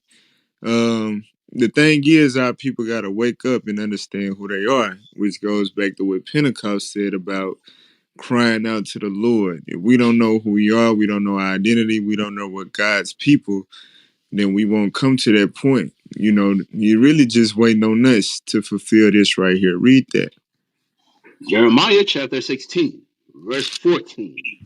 Therefore, behold, the days come, saith the Lord, that it shall no more be said, the Lord liveth, that brought up the children of Israel out of the land of Egypt. Right, because that's what that's the example that we bring up. Prime example. The topic of discussion right now. God is known, the God of the Bible is known for destroying the Egyptians and saving his people by the hand of Moses. Let my people go, etc., etc. God said it's going to come a day when that's no longer his primary reputation. But what is it going to be? Read on. But the Lord liveth, that brought up the children of Israel from the land of the north. Right. So he's going to be known as the God that delivered those same people, but not out of Egypt this time, that on the continent of Africa, but from the land of the north, which is what? North America. But real quick, get Baruch chapter 3. Baruch chapter 3 and verse 10. Just also dealing with what Pentecost said. Our people, they we like sports and entertainment and stuff like that. That's one of the many devices that has us comfortable here, that has us not being in that state where we're crying out to the Lord to be delivered from our original homeland, and not being taken advantage of anymore and stuff like that. We see, like what we talking about. You got athletes that are, millionaires or whatever, but they're being oppressed on that scale as a millionaire. You know what I'm saying? So it's no different from us working jobs, and our CEO is a Caucasian millionaire, and we make $20 an hour and suffer the oppression on the job. It's the same thing with them. They make millions of dollars, yet their owners are billionaires and trillionaires, and they oppress them on their job. All right, we got to come to that point where we realize that we need to get up out of here and we need to be delivered. We need to be saved, and that's when it's all gonna come full circle. Read what you got, Baruch 3 and 10. Baruch chapter 3, verse 10. How happeneth it, Israel, that thou art in thy enemy's land, that thou art waxen old in a strange country, that thou art defiled with the dead. God said that, how did it happen that you've waxed old in your enemy's land? You waxed old in a strange country. We all know that the so-called blacks, the Negroes here in America, were brought over here on slave ships, which we just read, that Pentecost just read, that was prophesied to happen in Deuteronomy, the 28th chapter. So, what happened hundreds of years ago, over 400 years ago, and we've got to the point where, you remember in the 50s and the 60s, we was marching, we was fighting, we was doing all type of things. Even when you go back to Marcus Garvey, trying to create certain circumstances to be liberated from this place. But now you fast forward to 2020, 2021, we die hard Cowboys fans, and all we care about is the score last night from the Lakers and the Warriors. And what happened to the fight? What happened to the passion and the frustration and all of that to get up out of here? It's like now we done waxed old in this land and we done got comfortable with this captivity. So it's gonna take, also like Pentecost said, it's gonna take affliction. It's gonna take our people to go through oppression and a lot of the stuff that Kaepernick pointed out on his series. It's gonna take for us to suffer those things and them to be brought out to the light in order for us to, get that zeal and that passion to call out to our Lord to be delivered. If we remain comfortable in this land and blind to the fact of who we are and the conditions that we should be in instead of what we settling for, we just gonna continue to wax old here. So I see we got Chris on stage. Chris, what's your thoughts, man? What's your thoughts on the topic? Is Kaepernick right or wrong about the NFL? Woo, man, I've been running all day, so I'm just happy to get on here, man. Let me get a minute to get my thoughts together. I got you. Yes, sir. Give me Yes, a sir. minute. No problem. No Okay. problem. Kenya Lane, how did you feel about what Pentecost said? Hey, I appreciate that. Yeah. So I'll clarify. It's not a Akinyele. It's Akinyele. So I want to make sure I clarify that piece. It's Akinyele. So I'm if you hear sorry. that, I'm no, sorry. no. Listen. I don't imagine you speak Yoruba. So it's fine. It's not a big deal. But I'm just making a correction because you would know otherwise, right? Because that's not the language that you grew up learning or grew up understanding. So no disrespect, no nothing. It's just me correcting. So, a couple things. One, I I can't, I can't really, speak for anyone else. I can't really make a judgment call on what other people are doing for their lives. And I say that because I think when we start to do that, we start to be a little bit more like the Sadducees and Pharisees and being very judgmental in what our people should be doing or what they're not doing. And it's very easy to point our fingers at someone else and what they should be doing or what they need to do, but it's not always as easy to shine that same light on ourselves. That's one. Two, in one of the scriptures you mentioned that you should never, that you'll never go back to your land to see it again. Yeah, I'm definitely, I'm booking my ticket to go back home next year. So I'm definitely going to see my land again. But I definitely get the greater point. The greater point, but with that, I still think it's hard for us to make assumptions about what we believe God is thinking or what God is doing. And I think when we start to do that, we start to go a little bit away from where we should be, in my opinion. That's my opinion. I'll leave it there. Okay, let me say this real quick. Get Galatians chapter 4, verse 26. Um, Now, you know, we the Israelites that you read about in the Bible, you know, they are from the northeast region of Africa. I know, the people like to say it's the Middle East or whatever and blah, blah, blah. But the Bible says that, their heritage was the land of Canaan, which was on the land of Ham, which is the continent of Africa. So, to an extent, you know, yeah, you you got a ticket to fly back to your homeland per se, but the true homeland for our people, and when I say our people, I mean from the blacks in America to the Haitians on the island of Haiti, the Jamaicans on the island of Jamaica, all the way to the Ghanaians on the west coast of Africa, to the Igbos in Nigeria and the Yorubas in Nigeria.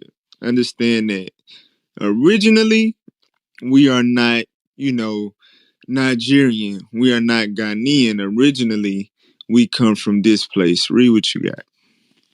The book of Galatians, chapter 4, and verse 26. But Jerusalem, which is above, is free, which is the mother of us all. Right. So when in Deuteronomy 28, which he pulled that you quoted, um, when he said you would see it no more again, it's talking about us returning to our homeland. And it's not talking about, just singular individuals. It's saying as a nation, as a whole, we wouldn't return to that land until our Savior came and redeemed us and brought us back there. So I just wanted to clear that up right there. And also, um, as far as assumptions on what God thinks or whatever, I just want to make it clear this is biblical smoke. We study the Bible, we do this every night. Everything that we say and everything that we pull, the points that we pose, it all comes from the Bible. So we understand that, get Luke 168 real quick. We understand that God has made his thoughts clear concerning what he plans to do with his people. All right. When you Luke done with chapter 1, verse 68. when you done, Emmanuel, I want to say something too. Yes, sir. Yes, sir. For sure. For sure. Read that. Luke chapter 1, verse 68. Blessed be the Lord God of Israel, for he hath visited and redeemed his people, Mm-hmm. and have raised up a horn of salvation for us in the house of his servant David, as he spake by the mouth of his holy prophets, which have been since the world began, that we should be saved from our enemies and from the hand of all that hate us. Right. So that's God's plan to redeem us from our enemies, save us from the hand of them that hate us, basically avenge us from being taken captive in the first place. But get Luke 18:7, and I'm going to pass it to Pentecost, um, just to reinforce the thought, and, back it up with scripture. The Lord is waiting on something. He's ready to save us and redeem us and all of that. But it's one thing that we gotta do on our end. Read that. Luke chapter 18 and verse 7. Mm-hmm. And shall not God avenge his own elect, which cry day and night unto him, though Hmm. he bear long with them? Read. I tell you that he will avenge them speedily. Nevertheless, when the Son of Man cometh, shall he find faith on the earth? So I want you to examine it because it goes back to what Pentecost pulled in Exodus 2, which led to God sending Moses to deliver us from Egypt. We was crying day and night because of the oppression, the affliction.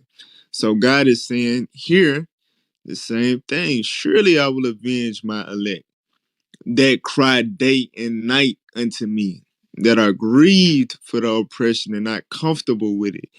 Once he sees that we're crying day and night unto him and that we have faith that he will save us, that's what's going to activate his salvation. So I just wanted to reinforce that thought just in case you may have thought we were trying to just impose that.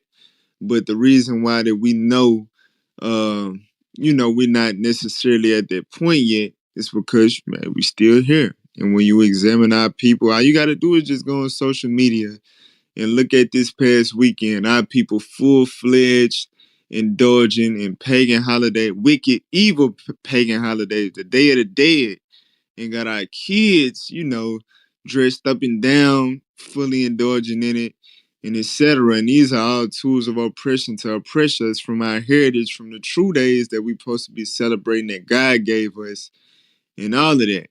So we know just by examining reality, linking it up with the scriptures, we not at that point yet.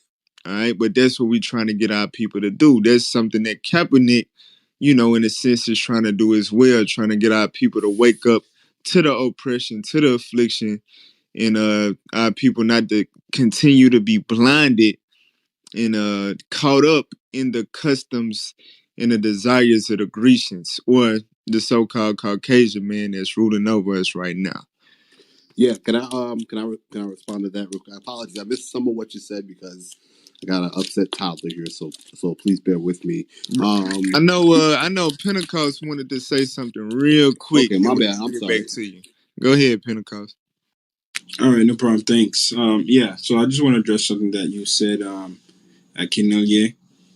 I'm sorry, but it's gonna be hard for me to get used to saying your name. Just letting you know. Hold on. Wait a minute. I'm going to address that piece right there. You learned the name how to say Tchaikovsky, correct? You learned how to say Beethoven, correct? You learned how to say all these other names. So the fact that you're already saying that it's going to be hard for you to get used to that, you're already telling yourself that it's going to be tough. I don't agree with that. I would disagree with that completely. Carry on, sir. Okay. Let me get Ezekiel 3 verse 7.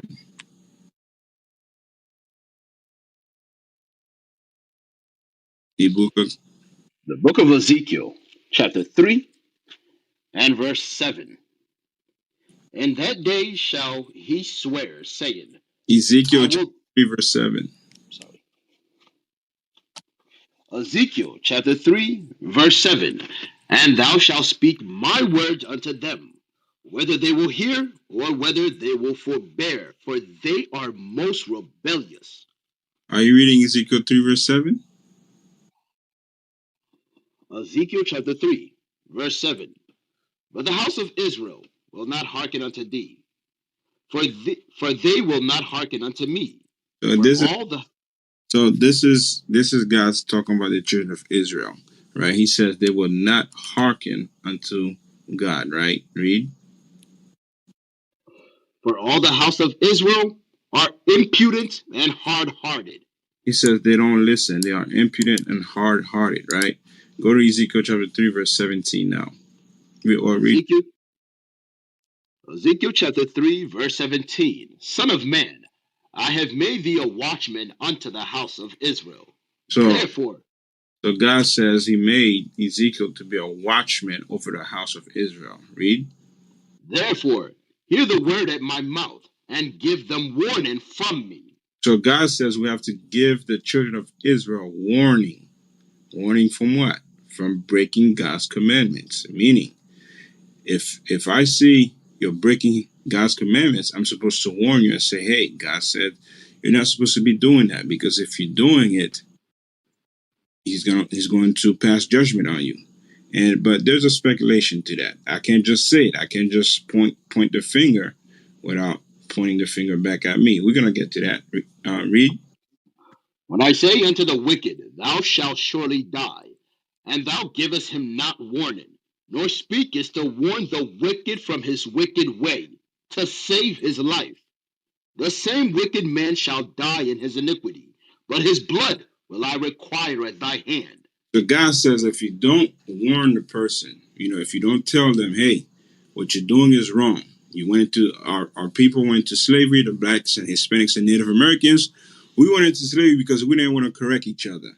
That's why our neighborhoods are the way they are, because we refuse to correct each other. We say no snitching, YOLO, do you, I'm gonna do me, to each his own, don't judge, only God can judge me.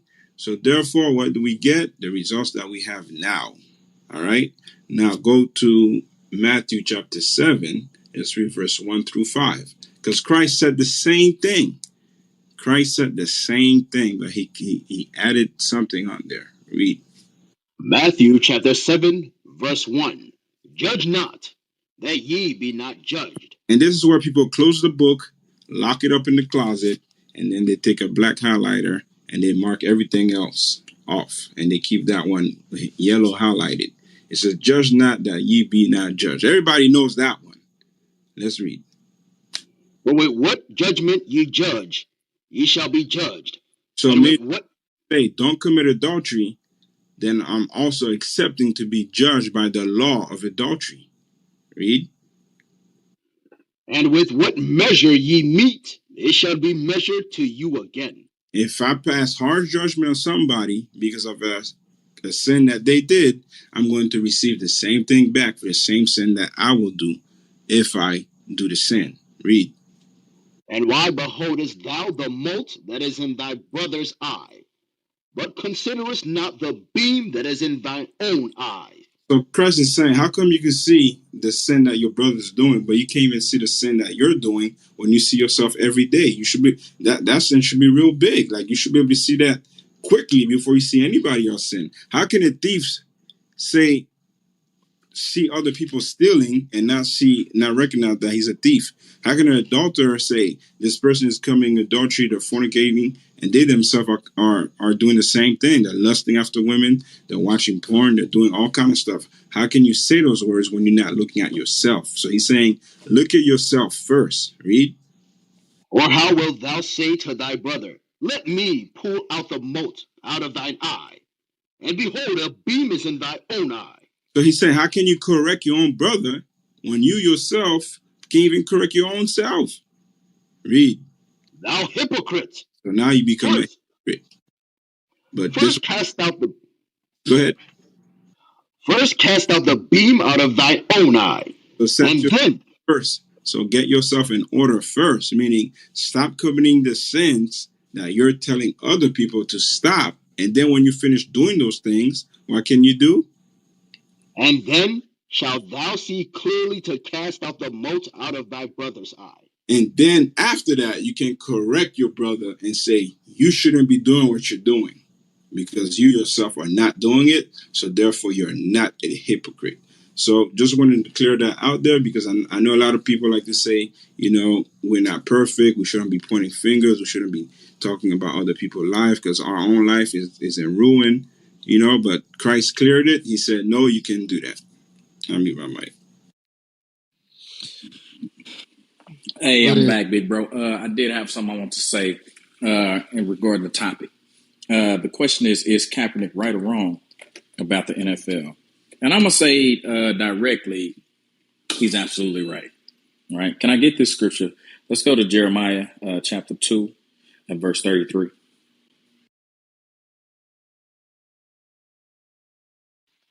The book of Jeremiah, chapter 2, and verse 33. Why trimmest thou thy way to seek love? Therefore hast thou also taught the wicked ones thy ways. So what we do as a people, right? We tend to care more about the fashions of this world. We tend to care more about making money than the uplifting of our people. And again, there's nothing wrong with bodily exercise or none of these things, right? And I don't want to say that, but what I do want to say is when the majority of our people that end up in the NFL, what they end up doing or the NBA or whatever it is, they don't give back to their communities. Right. And then on top of that, like you see in the Kaepernick thing is, the process that they're going through, the poking and the prodding of the males in order to check their athletic prowess, I guess is the best way to say it. So those things are absolutely similar to modern day slavery. And when you look at the amount of money those men make in comparison to the owners of those teams, it's pennies on the dollar. So yeah, it's modern day slavery. Absolutely. Absolutely. Yeah, can I jump in here if you don't mind? Yeah, go ahead. Um, I don't want to say your name. AK. We got AK, you. yes. Sir. Oh no, my name's not AK. My name is Can we? Akin Yele. Akin Can we? Yele. Yo, I want to get a Akin point when Yele. he's done, man. Akin Yele. I There got you you. go. Thank you. Appreciate that. I don't Yeah. do nicknames. I don't do none of that. My name is my name. And again, this is back to anyone else at the Pentecost. I'm not looking to be contentious with anybody. This is just a conversation between brothers. Good conversation, I think. But also as well, my point is that if you can learn other names that are in other languages, you can definitely learn my name. It may not be that importance to you, but just like I'm gonna give you the same respect for your name, I expect the same respect for mine. So, but we all good. Couple of things I want to jump into. Can you go 1 Samuel 16, verse 7, please?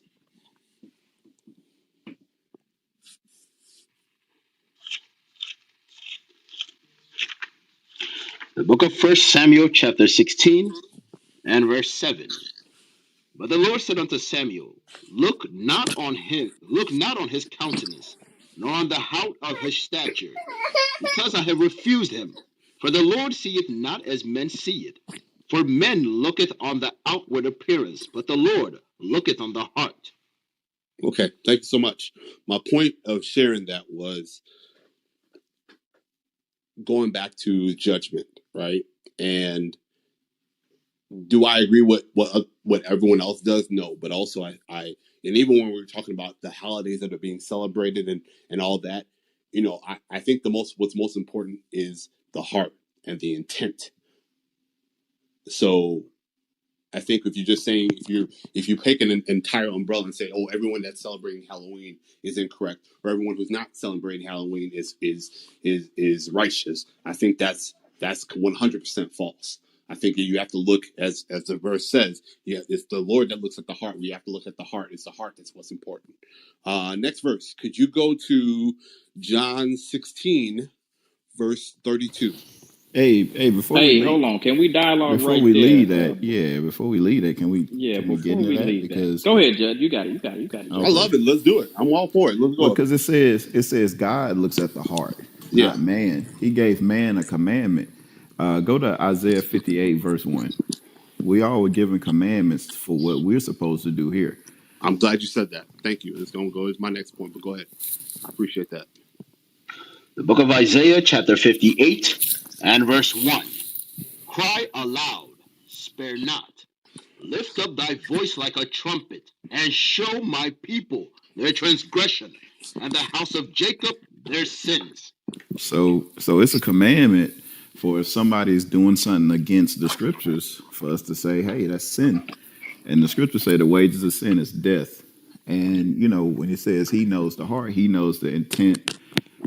God knows if he knows if we're doing presumptuous or willful sin and things like that. And if somebody tells you that Halloween is wicked, is against the scriptures, and you continue to do it, then you're not gonna make it into the kingdom. I mean, Matthew 8.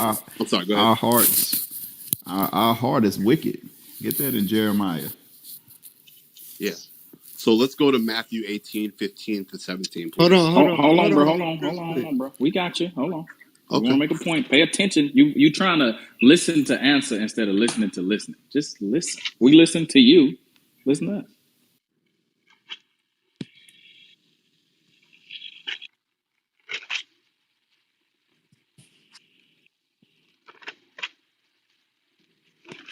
Jeremiah 17:9, the book. Jeremiah chapter 17, verse 9. The heart is deceitful above all things, and desperately wicked. Who can know it? So our hearts are, wicked. This stuff is in our heart is wicked. God can see that. He can see our thoughts. He knows our intent. He knows if we're in willful sin or if we're doing stuff out of ignorance. He knows it. So if I mean, in the right now in the age of information, being ignorant is a choice. Like you choose to not know that Halloween is pagan. Like we all know that. I mean, you can Google it. Christmas, Thanksgiving, New Year's. All these different things that we celebrate. So I don't see how going against God's law, statutes, and commandments, and then God's gonna say, you know, um, hey, I know his heart. He good. No, his heart. It was sin. It was wicked. It was against his law, statutes, and commandments. It's like I don't really see anything around that. Now, that's not saying that we're not saying that people that don't celebrate those holidays are righteous. because it's more sins than that. But if you're definitely doing that, then you wicked. Can I add to what Okay. Judge just said? Can I make one Hold point on, real quick, Jalen. Hold on, Jalen. We're real gonna quick? come down to you. Hey, I got you. I mean, you I tell me, want y'all, First y'all Samuel. coming at me, y'all won't let me respond. But go ahead, that's fine. We got you. I'm Well, coming right to you. Hold on. I we're just not want to. coming at you. We good. We good. Yeah, nobody's Yeah. coming at you. I A just little I contentious on just your perspective. I You just tell me responded. that I'm responding, or I'm listening to We respond to got everything you. that We you're got saying. you. We coming When to you you, start bro. Just assuming hold. that, then that makes it a little bit more contentious. Wait, That's all. Just hold on. We coming to you. what was contentious about what I said? If you're telling me that I'm listening, I didn't tell you that. okay, I'm sorry. If you didn't say that, I'm sorry. Someone did, where they said I'm listening to respond, not listening to understand. You don't know me. You're not. I don't think you have of any position to tell me All what right. I'm I stand listening for the corrected. purpose of. I stand corrected. All right. Let's go to First Samuel chapter 2, verse 3, real quick.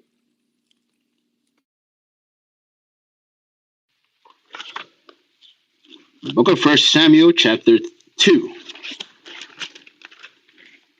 and verse 3. Talk no more so exceeding proudly. Let not arrogancy come out of your heart, for the Lord is a God of knowledge, and by him actions are weighed. So the scripture said, let not arrogancy come out of your mouth, like saying, God knows my heart. God sees the actions. Your heart is directly connected to the things you do. What we do as a people is we try to define love in our heart as some feeling or emotion. And God is a God of action. If you love him, you keep his commandments. That's what love is. That's what your heart should be. It's not some feeling of erroneous, I can't put my finger on it. No, your heart, your actions, your love is directly connected to your actions. That's what it is. Oh, praises. Akinle, you're on. I appreciate that. So let me clarify a couple things. Thing one, in case you're curious, and again, like I said, this is supposed to be a conversation, so hopefully it's a good conversation. So I'm not going to assume that y'all are being contentious towards me, but if you are, Why you keep doing that? hold on, are you going to let me talk or no? You going to It's let me like talk or no? you want an Are you going to let me argument or talk or no? something. If you Like don't see, this is the issue. This is the real issue that we going through. That why we can't reach the people that we need to, because we get on this high horse. We act like I just got on, and it's like the second time I heard this we act man like we're say, better than everybody else, "You're and that's trying why to we can't be." reach Hold people. on, right That's quick. Let me move him to the audience. This is like the second time I just got on, and this is the second time he hearing. Well, I'm just going to assume we're not being contentious. It's like, was he looking for an argument? Right. I was We surprised having a too. conversation, a dialect Yeah. concerning what love is or what action is. It seemed like to me he wants to argue. It's Yeah. like when you said his name, like AK, he got real offended by it. Like, like, come on, man. Nobody. Let's maybe, I don't know. Maybe we invite him back up. But what's up, y'all? Yeah, we was trying to help him out. We was trying to stop butchering his name and make it easier, but he was acting like he got offended or whatever. Yeah, he got some spirits on him, but we'll bring him back up if he willing to just get to his points and not try to make it seem or subtly make it seem like we trying to do something that we not. Yeah, I mean, like, cause I mean, this is supposed to be a place where I can talk, and I want to believe that it's a place that I can talk, but you guys say that you don't want to be contentious. Like, well, what are you doing? Man, get out of here with all that. Like my man Barnabas say, man, get in the box, put him in the box. Put him, drop him in the box. Gentlemen, this has been an awesome, awesome experience and a learning experience for me. I look forward to future listening and joining you all. It's past my bedtime. I'm going to check out, but I am just in awe of this group. Um, I just commend you for the teaching and for all of the hearts that you're trying to reach. So I praise you. That's all I have to say. Thank you, thank you, thank you. Hey, Hey, thank you, all sister. Good night. praises to the Most High, sis. All praise to the Most High. That's what we here for. We ain't here to argue with nobody. We here to teach the people, give our people the biblical understanding concerning the current events and things of that nature that's going on in the world. That's what we need to wake up and get up out of here. So all praise to the Most High. I guess we'll reset the room. Biblical smoke. The topic is Kaepernick right or wrong about the NFL. Dealing with his new Netflix series he got. He showed a lot of parallels between the slave plantation and the NFL and sports. He pointed out a lot of the wrong that he was done. Just being a black man in the NFL, how he was treated and stuff like that, showing us that, even on these big stages, oppression still exists, and particularly against our people. But maybe he got a biased opinion. Maybe he went a little too far. We want y'all opinion. We want y'all input. Is Kaepernick right or wrong about the NFL? All right, let's dive back in this thing. Follow the moderators on stage. Hashtag Biblical Smoke on Twitter. Let's get it going. It's still early, y'all. Let's see. We got Let my me get brother. one, man. Can I get one, man? I wanna Nah, kind of go stay ahead, with Chris. that Go ahead. Kaepernick real quick, man. I want to talk about the effects of the NFL, right? Can we get to Hosea chapter 12, verse 7, or sports in general? Can I get Hosea 12 and 7 real quick?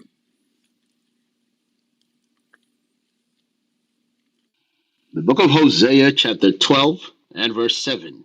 He is a merchant. The balance of deceit are in his hand. He loveth to oppress.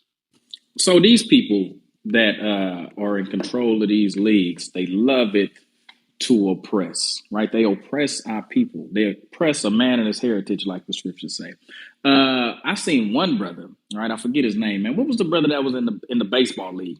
He was so destroyed over not getting the home run record that he painted his face white. What was that brother's name, man? Sammy Sosa. That's what I was. Sammy Sosa. These are the effects of these sports league on our people. They hate they self and they love their oppressors. All right, I'll end it there. Back to y'all. Yeah. One, I think that was a weak move for kicking me out the room, but whatever be the case. Hold Sammy on. Wait. Sosa. Wait. Hold on. Hold on. Hold on. Hold on. You gonna let me? Now, see. Now, look. Now we're back to this again. I was having a conversation. To Hey, Nah. respond to look. Sammy Hey, Sosa, Sammy Sosa has look. another This is the issue. thing. This is the thing about you, brother. How you gonna We tell me about me? You we this gonna is we having a conversation, we having a but conversation, but but you keep every single you're not time allowing me to. you You're keep not allowing me to saying speak. But this you is a keep problem. This is saying an stuff issue. like you think we don't want to have a conversation, and and we done been on here. Hey, We do this hey, every single. We do this every this night. this is So we don't. When people come with that Every type night. spirit, it's like we already know what's going down. So we're like, look, bro, we can have a conversation. We can talk. We can go back and forth with scriptures without arguing or anything. But it just don't feel like that's what you want by mentioning it though that many times. That short back and forth. Like nobody did anything to make you think we don't want a conversation. that's not the sentiment I'm getting. But if you're saying it that way, Look, I'll that's step the back. thing. If you Can I, feel that are you gonna let way, me finish? Can I finish I'm my not gonna. statement? Goodness I wouldn't gracious! be in a I, place where I listen, feel like I wasn't wanted. If I'm not listen, wanted there, I'm Exactly. just listen, gonna go somewhere else. Like if you listen. feel like we want to argue with you, go somewhere else. First of all, I go wherever I want to go. There That's you one. go. You know, Oh, I can make it so you never come back in here. So you hey, can't go wherever if you that's your want. choice, if that's how you I can want to hit a do it, that's button and fine. you'll never If come that's back in here. So if you that's can't go fine, I wherever don't you lose want. anything. To God come in bless you. biblical smoke, I If allow that's the you case, to come to God bless you biblical with the rest of smoke. your day. But like I So said, I'm going to respond to the gentleman about Sammy Sosa. No, Sammy Hey, Sosa has it. Judge. Sammy Hey, this Sosa is the has an thing. Hey, issue. hold on, brother. Hey, Kenya. Hold up, bro. Hold up. This the thing. You stated that you Akeem Yell went is not my to. name again. AK, Akeem I Yell is that's not my what AK. name. That's AK little AK AK right there. AK AK baby. is not my name. Lil But AK. Oh, you you're went to Lil AK. one of Oh, the now you. That's prestige. You Lil say you AK went That's to right cool. there. Hey, Chicago, y'all have right? a great night. God bless you. All right, God bless. But he said he went to the University of Chicago or some institution in Chicago. I guarantee you he didn't go in those seminar classes or whatever class he was in and speak over the instructor. But when it comes to dealing with brothers that look like himself, when it comes to respecting each other, he feels like, oh, I don't have the place to speak like I normally, like you used to people listening to you, bro. And this is not the platform. Let the men with the green beans beside their name instruct the room and give the information out of the Bible and hold your peace. Right. All praise to the Most High. Hey, my bad, y'all. I'm sorry. Nah, it ain't your fault at all. It was bound to happen, man. Dude, Bro, just Lil AK was getting the damn. attitude, man. He was like, "You can't. I can go wherever I want to go." Like, no, you can't. Oh, you killing me, Jack. Yeah, he had that pride on him. The scriptures say only by pride cometh contention. And he manifested that. I see we got Barnabas on the stage. Barnabas, what you got on the topic? Kaepernick right or wrong about the NFL?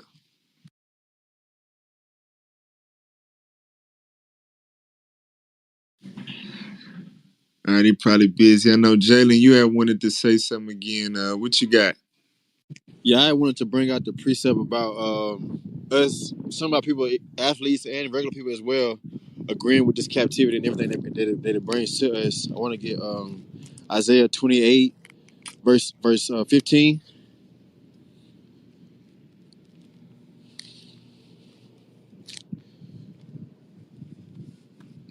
The book of Isaiah, chapter 28, verse 15. Because ye have said, we have made a covenant with death, and with hell are we at agreement. When the overflowing scourge shall pass through, it shall not come unto us. For we have made lies our refuge, and under falsehood have we hid ourselves. Yeah, this goes, in my opinion, from what I've learned, this goes into the mindset of the athletes and the regular so-called black woman, man and woman as well, about how, in the NFL they say, well, it ain't really slavery because they're making money and all this. And you got players in the NFL who are actually making that money, thinking the way that our oppressors do. So by them making a covenant with death, I think the precept for that could be, I want to say Habakkuk 2:5.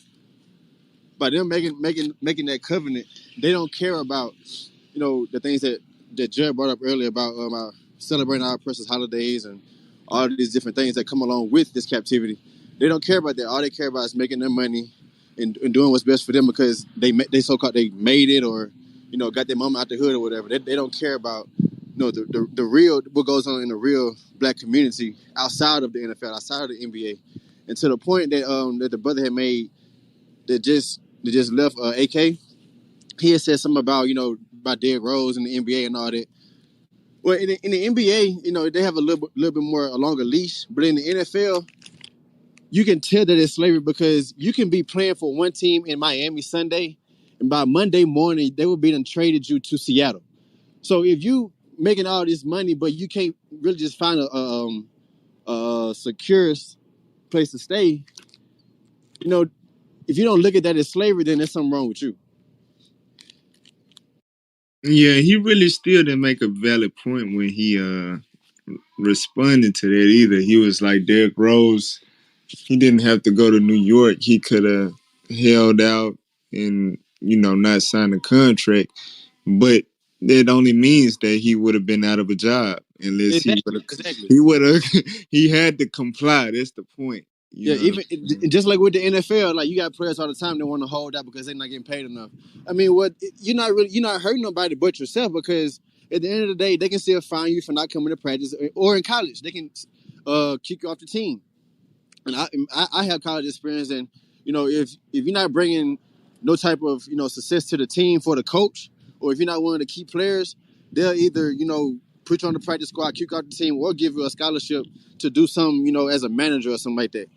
So that's even bigger with the NFL. Like if you don't come to practice, if you don't do these things that they say do, they'll cut off your funds. If you want to hold out, okay, you're not hurting nobody but yourself because you're getting your check from them. So, I mean, we really don't win on either side of the spectrum. Right, that's a good point, bro. That's a good point. Hey, Judd, hey, have you got a chance to check it out yet? You got a chance to watch it? Nah, I haven't had a chance to watch it. I seen like the previews and stuff like that, but just even dealing with the with college football. I got a buddy of mine that's a college football coach, and he told me, he said, college football is the biggest plantation still running. He said they bring in black coaches to basically deal with the black players because the white coaches don't understand. It was kind of like taskmasters and things like that, and they go all the way to the into the NFL. So their mindset is already broken in college. Just like with who was that, Nick Saban, like when he tried to make that move from college to pro football, he couldn't do it because he needed them players wasn't broken enough. So the buck breaking starts in college for the most part with the kids, and it gets funneled all the way up to the NFL. Yeah, we was talking about that earlier about how they using them brothers' service without wages. You know what I'm saying? It's slavery. It's really clear as day. Like I said, if you like an hour ago, we all grew up playing NCAA football and had the merch and stuff like that. Watching football every Killing Saturday. each other over starter jackets, man, when I was a kid. Yeah, and then them dudes ain't making a dime off that. They eating cafeteria lunch in college. You know what I'm saying? So definitely the biggest plantation there is for sure.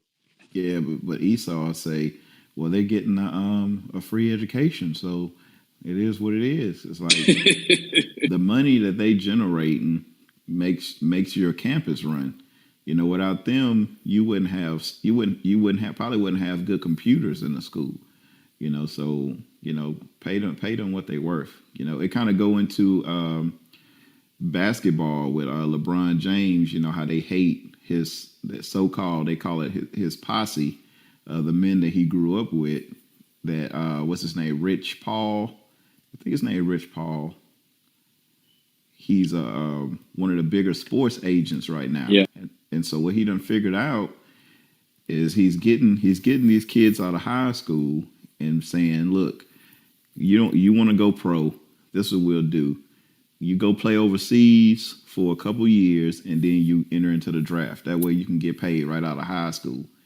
And so they're not liking that, because what they're doing is they cutting off the other slave master. They cutting off in the college basketball plantation, and so they're trying to make rules against that, to where you can't do that, or just you can't be a sports agent without certain accolades and things like that. So they definitely want everybody to get paid. They want everybody to make their money from college all the way to the top. And anything that you try and do to to make it fair, or at least to where people get paid they what they're worth, they're gonna stop it at all costs. Hey, can I make one more point? I see we got two brothers on the stage. I just want to make one point real quick, Ibuka. Deuteronomy 28:1. Jed, would you finish, bro? I kind of jumped in there. Oh yeah, I'm finished. Okay. Deuteronomy 28:1 for me, please. The book of Deuteronomy, chapter 28, and verse 1. Deuteronomy chapter 28, verse 1. And it shall come to pass, if thou shalt hearken diligently unto the voice of the Lord thy God, to observe and to do all his commandments, which I command thee this day, that the Lord thy God will set thee on high above all nations of the earth. So our people, are so caught up in these millions of dollars, right? And our mindset is so minuscule that we don't understand that the Lord designed us to rule the whole planet. He designed the black man, the Hispanic man, to rule the world. That's what we're here for. But we so caught up in these sports that we can't get back to building our nation. We had our own leagues where we was generating our own funds and generating our own money and putting it back into our own community. And instead, we have just lost sight of that. We have no idea what rulership really looks like. It's crazy. Yep, we like the glory of the Grecians, man. It is what it is. Hey, I see we got Contorium on stage. Contorium, what you got on the topic? Is Kaepernick right or wrong about the NFL? I mean, good evening, fellas. I mean, I think he's right about the NFL. You know, he made a stance. You feel what I'm saying? So I feel that he stands for something. He believed in something. He went all the way through with it. You know, just like with Kyrie Irving, what he's doing, taking his stand against taking the shot in the vaccination. You know, he's setting precedent and just basically, doing what he feel he should do. You know, and also speaking up for people that doesn't have a voice or is on his platform or as or as an influencer like him that could really have a choice in saying what they want to do and what they feel is right or wrong. Okay. So as far as what he took a stand for, can you speak on that? Do you know exactly what he took a stand for, and how do Oh, you feel about that? good. Kaepernick or Kyrie Irving? Kaepernick. I mean, he took a stand for not taking a knee, right, and not taking a knee for the national anthem. Um, I feel that whatever injustices, whatever was going on, I mean, he felt that it wasn't right, and I agree. If you feel something is wrong, and you don't want to feel like you taking a knee for the flag, and you want to speak out against it, I think Okay, he now has you the right you to do haven't seen his new series he doing on Netflix where he that. going No, into I the have. okay. Yeah, he going into the parallels of how the NFL combine and just the NFL in general highly resembles slavery. It's ran basically the same way, and he points Like a out plantation. right exactly. What's your thoughts on that? I mean, it's funny you say that because they was talking about that with basketball. It's the same. It's the same thing. I mean, basically, I think that's how all these athletic sports are run, even from college to high school to pee wee, even up into the professional leagues. They all run like a plantation. You know what I'm saying? Because 90% of the athletes are black. You know, they're physically stronger, and the thinkers is usually white men. That in position, and the people who makes all the decisions on who should play and who should get paid what is generally predominantly older white men. So I mean, it is a plantation. It's a system. I don't want to say systematic slavery, but they use the business model. Um, they use the business model as they did in slavery back in the day. For example, when I've ever saw that movie 12 Years a Slave, when how they brought all of them over from the ship, and they was weighing them and seeing who's stronger.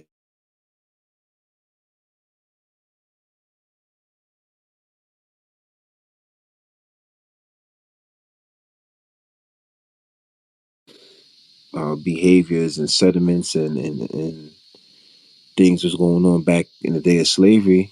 It's just modernized, and it's the ideology is put into things that people do today. It's and that also reflects off into the financial sector.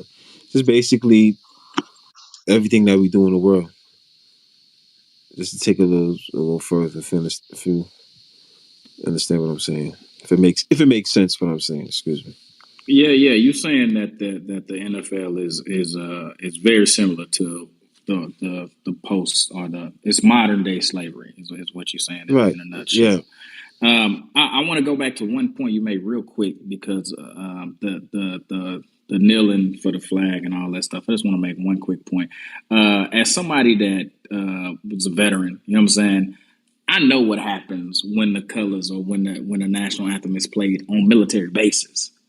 And you never see so many people move so fast to get away from saluting that flag. And I'm talking about people in uniform. And it's just Okay. crazy to me the fact that they tried to pin it on that brother. And I'm talking about men and women of all races. When they hear that national anthem, they take off running. Could you get what they call like a 5-minute call when Right. before the colors? And then when Right. you hear that call, everybody's moving. They getting out the Right. way. You know what I'm talking about? Not really, but I understand what you're saying. But I never, cause I have family that's military, so I never really heard him talking about that. I never really heard about that situation. Yeah, man. Brothers and people ain't standing outside to salute that flag, man. That ain't what's happening, man. That's crazy, man. But yeah, man. Modern day slavery, man. What's up, Matt? Hey, shalom, shalom. Just Shalom, getting bro. Good on, to see just you. listening to the chat. Yes, sir. Well, my Yes, sir. I'll thing let is, you fill it out. yeah. Go ahead, So real Couture. quick, yeah, because it's funny, man, because like it ever since we was born from Africa, this was always it was designed. It's just made to be like this. How the white man just came and they set up shop and they just conquered and pillaged in different countries, and they just took over, and the way how they did it, is crazy, because whatever they instilled, the ideology they instilled, and they masters of playing both sides of the field, because you have the ones that sympathize with us, understand us, and understand what we're going through.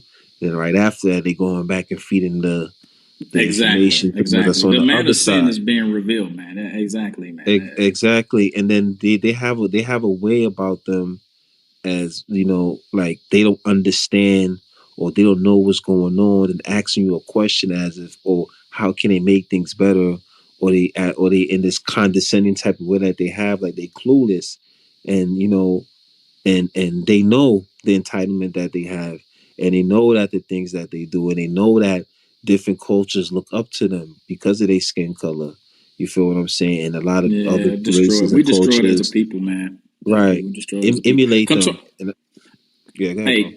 Hey, Conterm, I see you in. I see that you believe, like you said, that the NFL is similar to the modern day slave trade. So I want to get to E, man. Don't leave the stage though. We'll get back to you. I want to get to E, All man. Go right, ahead, sorry man. about that.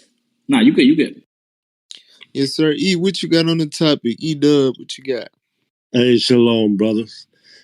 As far as Kaepernick is concerned, I agree. He took a right stand.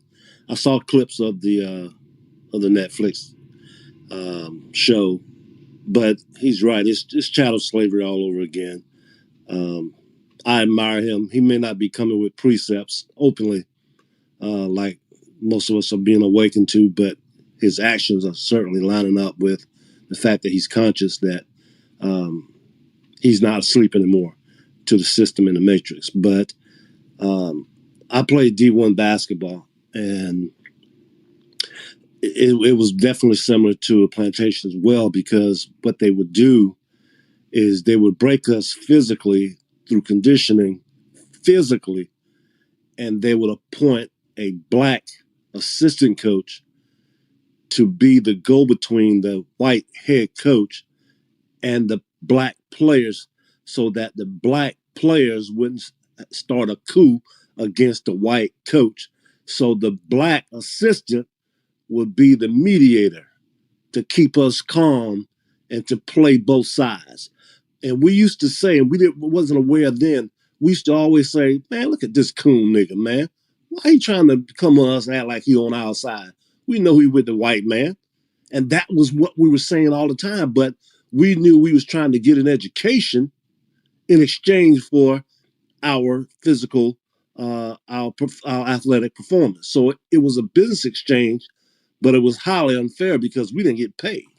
Now, what they would do is, whenever we would travel, they would give us what they call a per diem, which was basically meal money.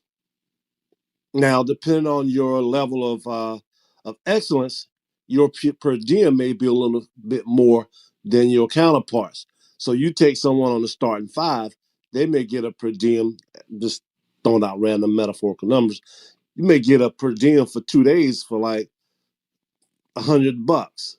Somebody that's not a starter may get a per diem for 2 days for about $40. So they had a way of identifying What who the hell was on the same team? on the same team, bro. Damn. And on the football team, a teammate of mine from the same hometown. He was a star running back. He was getting envelopes under his door. He didn't know from who, but it was from a booster. He knew that, of hundreds of dollars after a win and excellent performance. This guy was getting paid, but he was getting paid because now he was one that was bucking the system, but he was a good player. So they was trying to pay him to be quiet and just run with the system. So, needless to say, his wickedness caught up with him. Slept with the coach's wife, so he got put in the doghouse. But my point is that they would always have a black assistant manager to always try to be the mediator for the black players. When I was appointed point guard, etc., I wasn't appointed to point guard because I was that good. I was appointed to point guard because they trusted me not to buck the system. I assimilated. Didn't know it then, didn't realize it, but they broke me. I didn't see it until later. So it's definitely plantation mentality. The way they hire these coaches is diabolical, man. That black assistant has to co-sign with the oppressor in order to even stay in those positions. Yeah, Because again, they fear our unity, so they got to make sure that black assistant know how to play both ends. I'll be with Mike. yeah, that's heavy. That goes a lot with, their history in Egypt, the taskmasters, that they set over us of our own people. To read about in Exodus 5 and 14, it's the same thing. All right. But let's hear from Raphael. Raphael, what you got on the topic?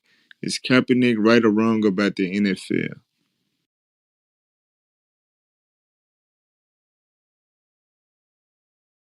Oh, I gotta take the mic off. Sorry. Good evening. How are you guys? We good. We good. How you doing, sir?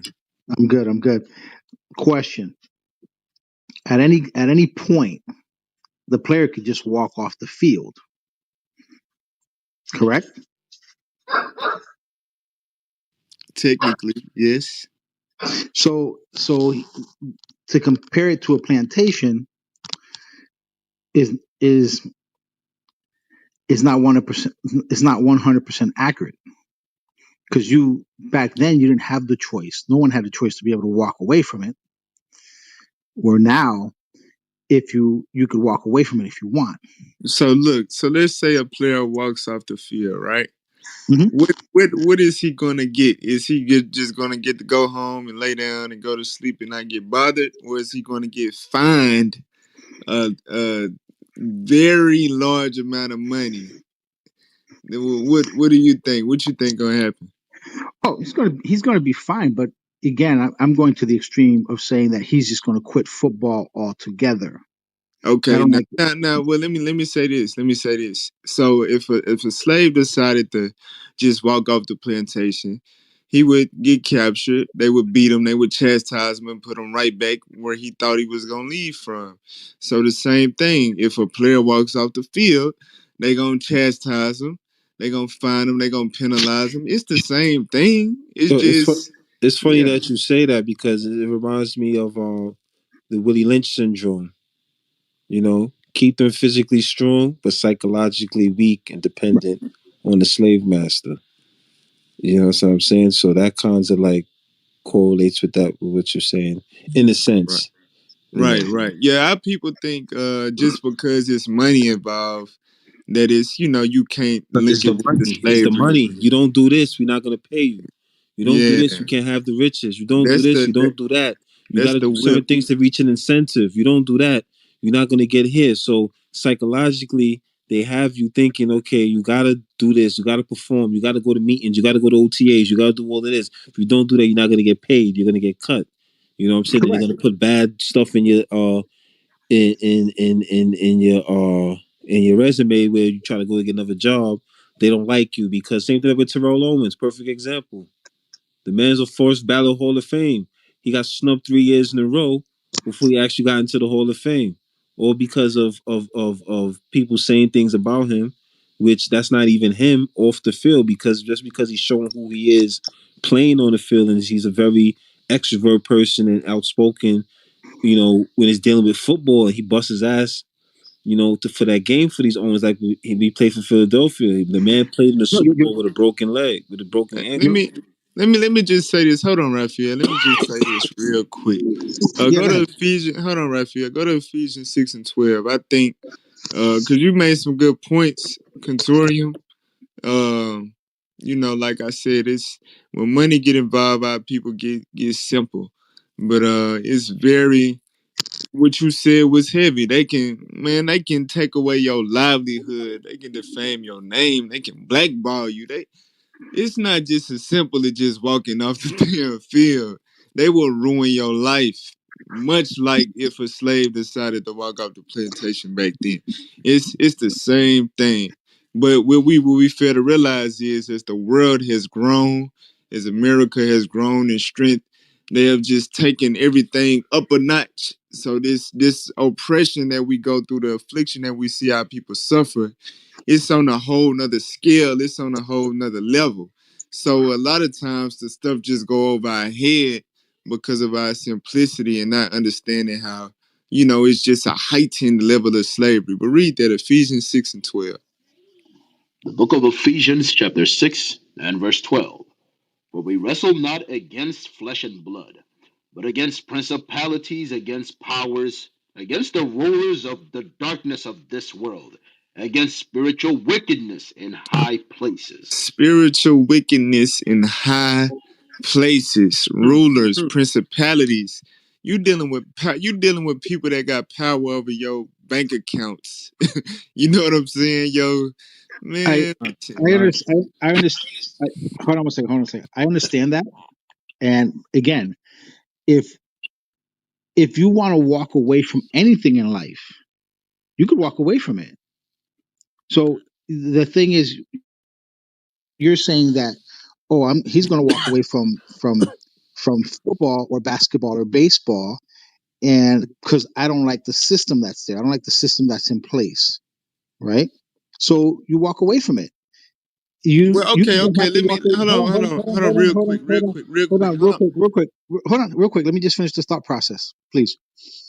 So you don't necessarily need to walk away from it in the middle of your contract. You can just walk away from it at the end of your contract. You know, Right. like So I'm not right, just right. So you saying two different things. I see what you getting at now. You saying basically like retirement. You saying, look, after this season I'm done, whatever, hang up the cleats.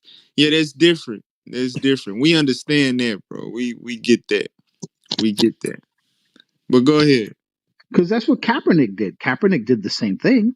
Kaepernick's contract was up, and he didn't sign. I believe he was offered a $14 million contract. He didn't want it because he thought he was going to get more money somewhere else, and nobody picked him up.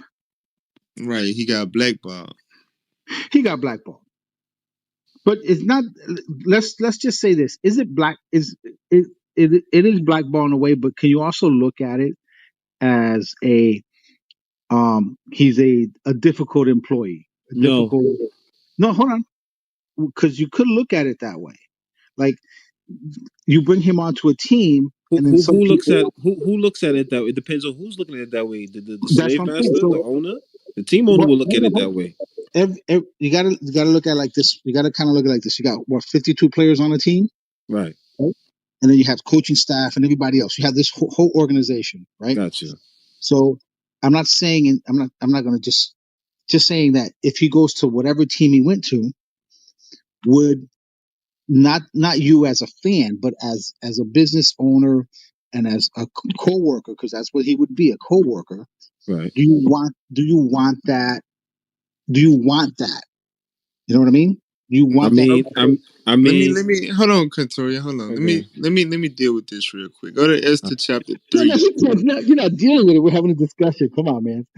I mean, I can Well, answer well, it. You know, well, I mean, excuse me for my terminology. Hold on, Katorian. I'm Excuse good, me for man. my I'm not like this. terminology. I'm But good. what I'm saying that you getting at is as far as the analogy go, like you saying a difficult employee. An example of him being a difficult employee would mean, when he get out there on the field, he don't want to do the plays that the coach called. He don't want to comply when it come to football.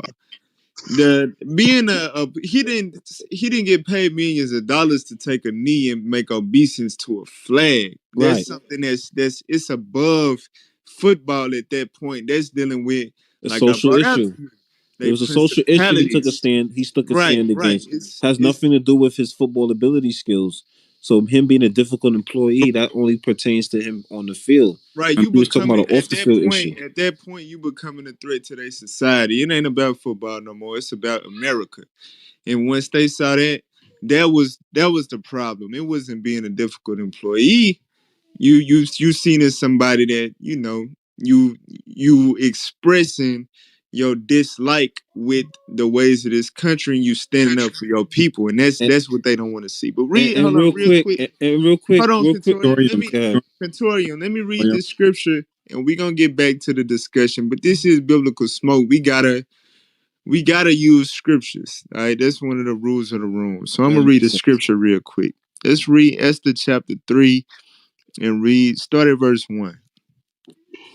The book of Esther, chapter 3, verse 1.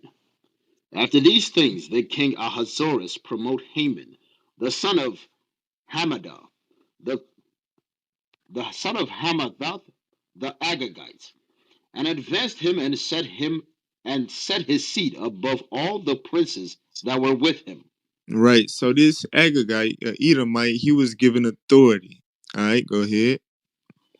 And all the king's servants that were in the king's gate bowed and reverenced Haman. For Right. the king, Right. Just like how all the NFL players before Kaepernick did what he did, they all, did the routine, salute the flag, salute the American flag. They show reverence to the flag.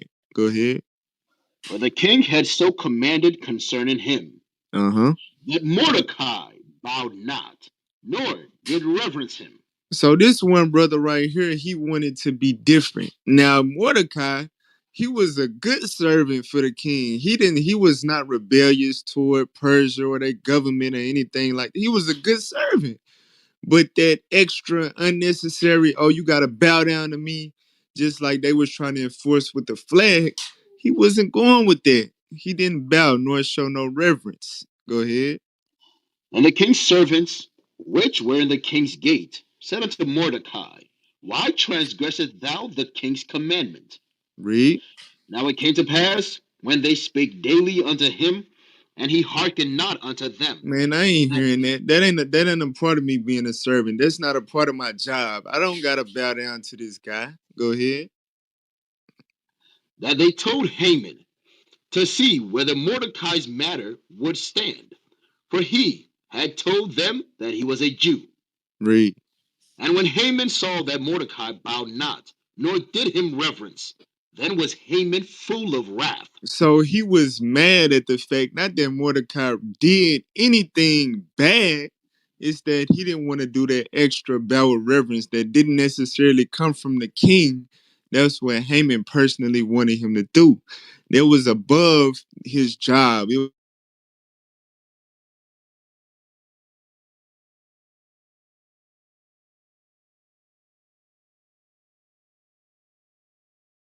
like, no, I'm not doing that. That's what Kaepernick did. And likewise, the white man hearing history got full of wrath behind that. So did the white man here in America get full of wrath behind that. And that led to him being blackballed and all of that. That's what happened. That's what took place. I know Matt has something else on there too. Matt, go ahead real quick. Hey, definitely. Raphael, let me ask you a question. I know you said something along the lines of Kaepernick being a difficult employee. My question to you is this: was he in fact a difficult employee, or did he have a problem with what the flag stood for? Okay. I I don't believe he was a difficult employee. I mean, people would look at him. People probably looked at him that way when you take him to another team. And he was very specific when he spoke about why he was taking a knee, because originally he wasn't taking a knee; he was sitting down. And then one of his teammates said one of the guys on the team. I don't know if it was a teammate or one of one of the guys there, one of the coaches might have been. I can't remember who it was. Said, the proper way to do that is to do it on the knee, take a knee. And that's when he started to take a knee. And now he wasn't, um, it wasn't about the flag, which everybody keeps thinking it's about the flag. It wasn't about the flag. It was just taking a knee to bring attention to the fact that there was so much police brutality going to minorities. And that's what he wanted to do. He wanted to bring attention to that. But of course, the media took it the wrong way. And the only way to, to deflect it is to say, hey, he's disrespecting the flag. You know, and how many times have you gone to a sports venue and the national anthem's playing and people are talking? People still in line getting beer, people still in line getting food, people, you know, still doing whatever they're doing. They're not taking their time, you know, to salute the flag all the time, you know? So I don't think I didn't view him as a difficult employee. I'm just saying other people might view him as that, you know? Okay, so you Because said other people may view. I'm sorry. You had something else?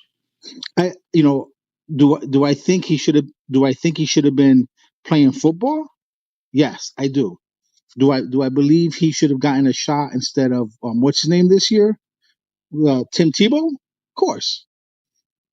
Do I think the NFL has done him wrong? Yeah, that's because there was probably teams. I wouldn't be surprised there were teams going, you know what, we want him, we want to pick him up, and maybe the NFL said no, or maybe some other people, you know, said no, we're not going to do this. So he did get blackballed. Okay. I do believe that. Okay. All right. So I was listening. The two things you said that stuck out to me was what I referenced with you mentioning that he may be I guess, a troublesome employee, and secondly, you said how could he compare the NFL to the slave being a slave? Because you said in NFL he could just walk away. Um, Give me the book of Daniel, the third chapter. I wanna touch this with you. And Raphael, you believe in the Bible? Yes. Okay. All right. Cool. All right. Watch this. This is the book of Daniel 3. And just give me verses 5 and 6. Watch this. Daniel chapter 3, verse 5. Come on. That at what time ye hear the sound of the cornet, flute, harp, sackbut, psalmistry, bosimer, and all kinds of music, ye fall down and worship the golden image that Nebuchadnezzar the king had set up. Right. And So real quick. In biblical times, this is reading the book of Daniel. As you may know, Nebuchadnezzar, he was the king of Babylon. All right. So this is their quote unquote anthem, similar to, how America has the Star Spangled Banner. When you hear that song, what do people normally do? They remove their hats, they put their hand over their chest, so on and so on. All right. So what are we reading? The same occurrence in biblical times, right? Finish that off for me. verse 6. And whoso falleth not down and worshipeth shall the same hour be cast into the midst of the burning fiery furnace. Now let me show you something. Give me Deuteronomy 24 and 6. So right here, during the time of Babylon, the decree or the order was if you did not pay homage or pay reverence to the national anthem, if you didn't show the respect, it said that you would be put to death. Now, I remember you and Emmanuel were talking about if he, thought that the NFL was slavery, he could have just walked off. I'm gonna show you something. Give me Deuteronomy 24 and 6. Watch this. Deuteronomy chapter 24 and verse 6. Come on. No man shall take the nether or the upper millstone to pledge, for he taketh a man's life to pledge. Now, what is the scripture talking about? When it's talking about that millstone, it's saying if, for example, if your brother owed you something, all right, you're not going to take, let's say if you, Raphael, owned a uh, lawn mowing business. So let's say I lent you something and collateral, I ask you for your lawnmower. Now, me being your brother, that wouldn't be the right thing to do. You know why, Raphael? Because your lawnmower is how you make a living, right? Now, let's go back to Daniel 3. it said that if you didn't pay homage or respect to the national anthem, it said you'd be put to death. That's the same thing that they did to Colin Kaepernick. You understand? He decided not to stand up and put his hand over his heart, the left side of his chest, all right, because he did not agree with how America was treating the so-called blacks here in America. So understand this, it did have something to do with the flag because we have to understand what the flag stands for. We have to understand what the national anthem stands for. It supports the slavery of our people in America. You understand? It supports our people getting killed in the streets by police brutality, racial profiling. So when he decided to take those knees and to stand against that, guess what they did? They killed this man. You understand? Because football, that was his millstone. That's how he put food on the table for his family. The scriptures say we are not to do that. So going back to the conversation I heard you and Emmanuel have, or discussing earlier, nah, it's not that you could just walk away. Why? Because that's how this particular brother, made his living. All right. And he has been blackballed and he has had his millstone taken away from him, which is his source for income, which is his source for food, clothing, shelter. He's had that taken away from him because he does not agree with the oath that America's pushing. I mean, my mic. Hey, man, remember if I say something? Yes, sir. Go ahead. I just want to say something about what Raphael has said about Kaepernick being hard to work with. There's a term that was coined by Samuel Cartwright, and the term is driptomania. Driptomania, that's what it's called. And he came out with that because he said slaves trying to run away from slavery, that was a mental health sickness. So basically, he said they were hard to work with. A slave should not be thinking of running away from being a slave. So it's the same thing with Kaepernick. Kaepernick says he doesn't want to bow down to the flag. He doesn't want to do this. They blackball him. And it's not just to blackball him, it's to make him an example saying there's something wrong with you if you don't want to play. And if anybody else follows suit with him, there's something wrong with them too. And they should not partake in the sport, no matter how much money they make to take care of the family. They basically said the same thing that Samuel Cartwright said. If you're running away from it, you're difficult to work with, you have some mental illness. And they try to paint him as that. I mean, my mic. It's heavy right there, Raphael. What you got to say about that? Okay. He. So I understand. I understand when you say, because I'm a firm believer is that you don't have to lose in order for me to win. I'm a business owner, and there's always competition out there. But again, there's enough out there for everybody. Um, uh, to go back to Kaepernick, Kaepernick chose not to sign a $14 million deal. So they didn't at that point they didn't take anything away from him. He chose not to do it, and so at that point they didn't take anything away. But then after that happened, they decided, you know what, no one's going to pick him up. And another thing is, so I'm not saying he was difficult. I'm saying that other people would considered him maybe being difficult. That they don't want that attention. If they pick them up, they don't want that attention on the sidelines. Okay, so again, anyone could just say, I don't want to do this anymore and just walk away from it. But if we are the money is too good and we have to take care of our families, we're gonna stay in a we'll probably stay in a position that we don't want to be in, or people think I shouldn't be in this position because you know I'm not doing the right thing. I should be doing the right thing. I should give up how I make my income by doing the right thing.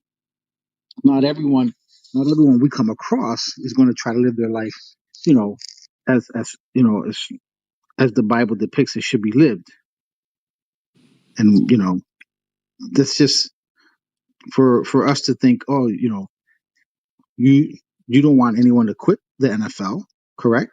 You don't want someone to quit the NFL over your beliefs. You want them to quit the NFL and move on over their beliefs. Right. At the end of the day, what we saying is, you know, for all of these years, you know, we've been playing sports or whatever for generations. You done had many people go through, put the pads on, get on the court, make millions of dollars, and yet we still, you know, we continue to stay within their league and make them billions of dollars and just give them more control over us. So it gets to a point where once you see your brother being treated a certain way for not wanting to bow down and show reverence to a flag that has nothing to do with the sport, and you know, you see this going on, it should be something that that clicks, especially knowing that that's your brother, y'all the same nationality, you know, y'all going through the same things as far as your people in the world. You know, it should come a time to where our people will want to separate and at least try to fund their own league or something of that nature. But just like what Pentecost brought out, you know, due to our people being caught up in sports and liking the glory of the Grecians best of all, we don't have that mindset. We look at it like, ah, nah, dude, just tripping. Ain't no way I give up all that money or take a fine or get suspended and all of that. Man, I'm gonna bow down to that flag. I don't care about the flag. I just care about the money. You know what I'm saying? And that's a, believe it or not, that's the same mentality a lot of the slaves had on the plantation. Once they got to a certain level, certain privileges on the plantation, they got in good with the master. Maybe they got to eat in their house a couple of times or whatever. Once they saw the slaves, you know, bucking up and trying to leave, a lot of them turned into snitches. A lot of them turned into, you know, the taskmasters and stuff like that because they got programmed. Get Ecclesiastes 7 and 7. They got programmed, um, you know, based on getting a little, you know, the little benefits and stuff that they got. They got programmed to look at their brothers that was trying to just get completely out of it, you know, as if they didn't understand that they could get in good. You know, bro, all you gotta do is just comply, be a coon Negro, you'll be all right. You might be able to sleep on the couch in the house.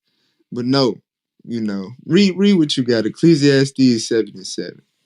Ecclesiastes chapter 7, verse 7. Mm-hmm. Surely oppression maketh a wise man mad, Right. and a So if these other NFL players had any wisdom, than them seeing what he went through just by making that decision to take a stand for his people, to, you know, take a stance on what's going on about our people being shot down, you know, the police brutality or whatever, and to see the response that he got from his league that he put his life on the line for years, you know, putting your body into, you know, all of that turmoil and all of that to, you know, make fans scream or whatever, and to see the response that he got, if his brothers had any wisdom, then they would have got mad.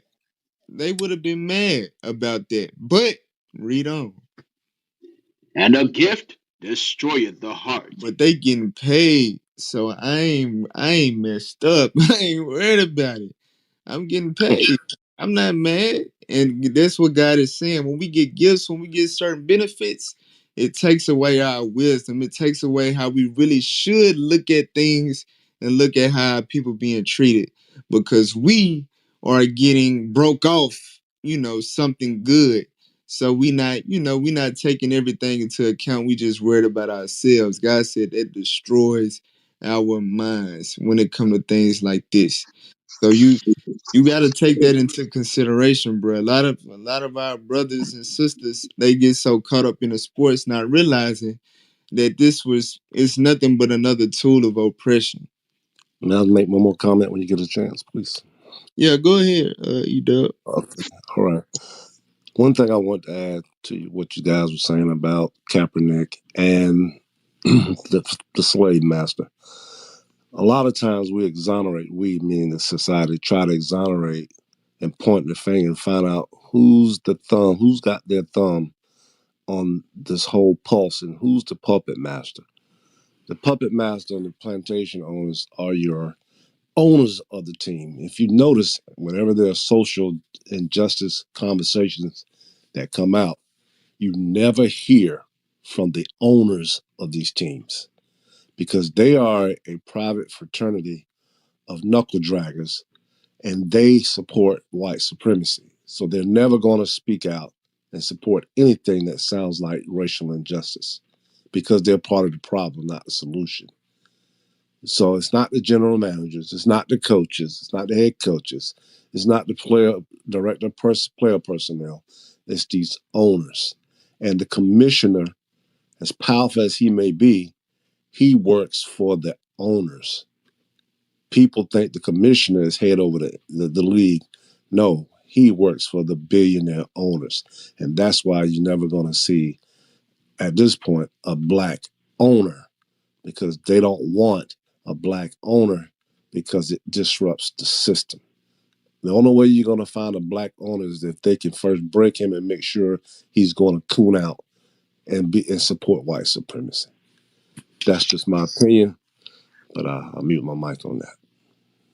Exactly. I see we got brother Dumanet on stage.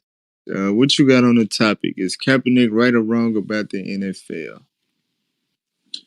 I haven't heard from him lately, but I know overall, just by going by what he's been talking about in the past. I mean, some of the points he makes are valid. I just don't believe his intentions are valid. Hold on, wait. So are you saying basically you don't know what he's done recently? Well, basically, what I'm saying is, in the beginning when he came out, he's fighting for a quote unquote a cause, and then Okay. and So then we and not talking about, years ago when he did the Black Lives Matter thing or whatever. We right. talking about his recent Netflix series that he started that showed the strong parallel between slavery, chattel slavery, and the NFL, how it works from the combine to the field, the Oh, treatment with the okay. I haven't referees, seen that. etc. Okay, Oh, I okay, haven't seen that. okay. Real quick, real quick. So I just hold want to on, say good right? night to you guys. Okay. I just want to say good night to you guys. I'm on the East Coast. It's 2 o'clock, and I got to be up at 6. So take care. God bless you guys. Yes, sir. Yes, sir. Appreciate you. So what do you think about that though, Dumanet, as far as a parallel between chattel slavery and the NFL, even the NCAA for that matter? Um, wow, that's something. There's a lot of angles you can look at. You can look at it. I think as a individual, like black male, like I played sports in college also. Um, as an athlete, I would look to leverage myself, especially if I'm a very talented athlete. I would leverage myself to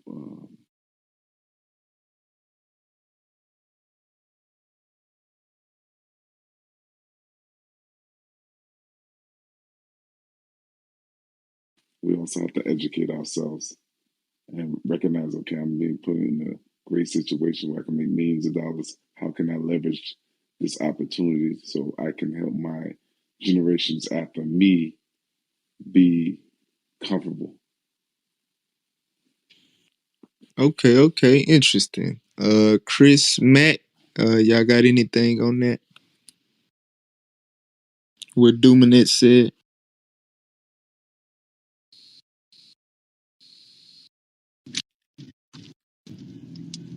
All right, Jalen, you agreed or disagreed with him? I really didn't catch what he said. I wanted to hit on what Raphael had said about player just walking away from the game and how easy it may seem. Okay, okay, we'll get back to you, bro.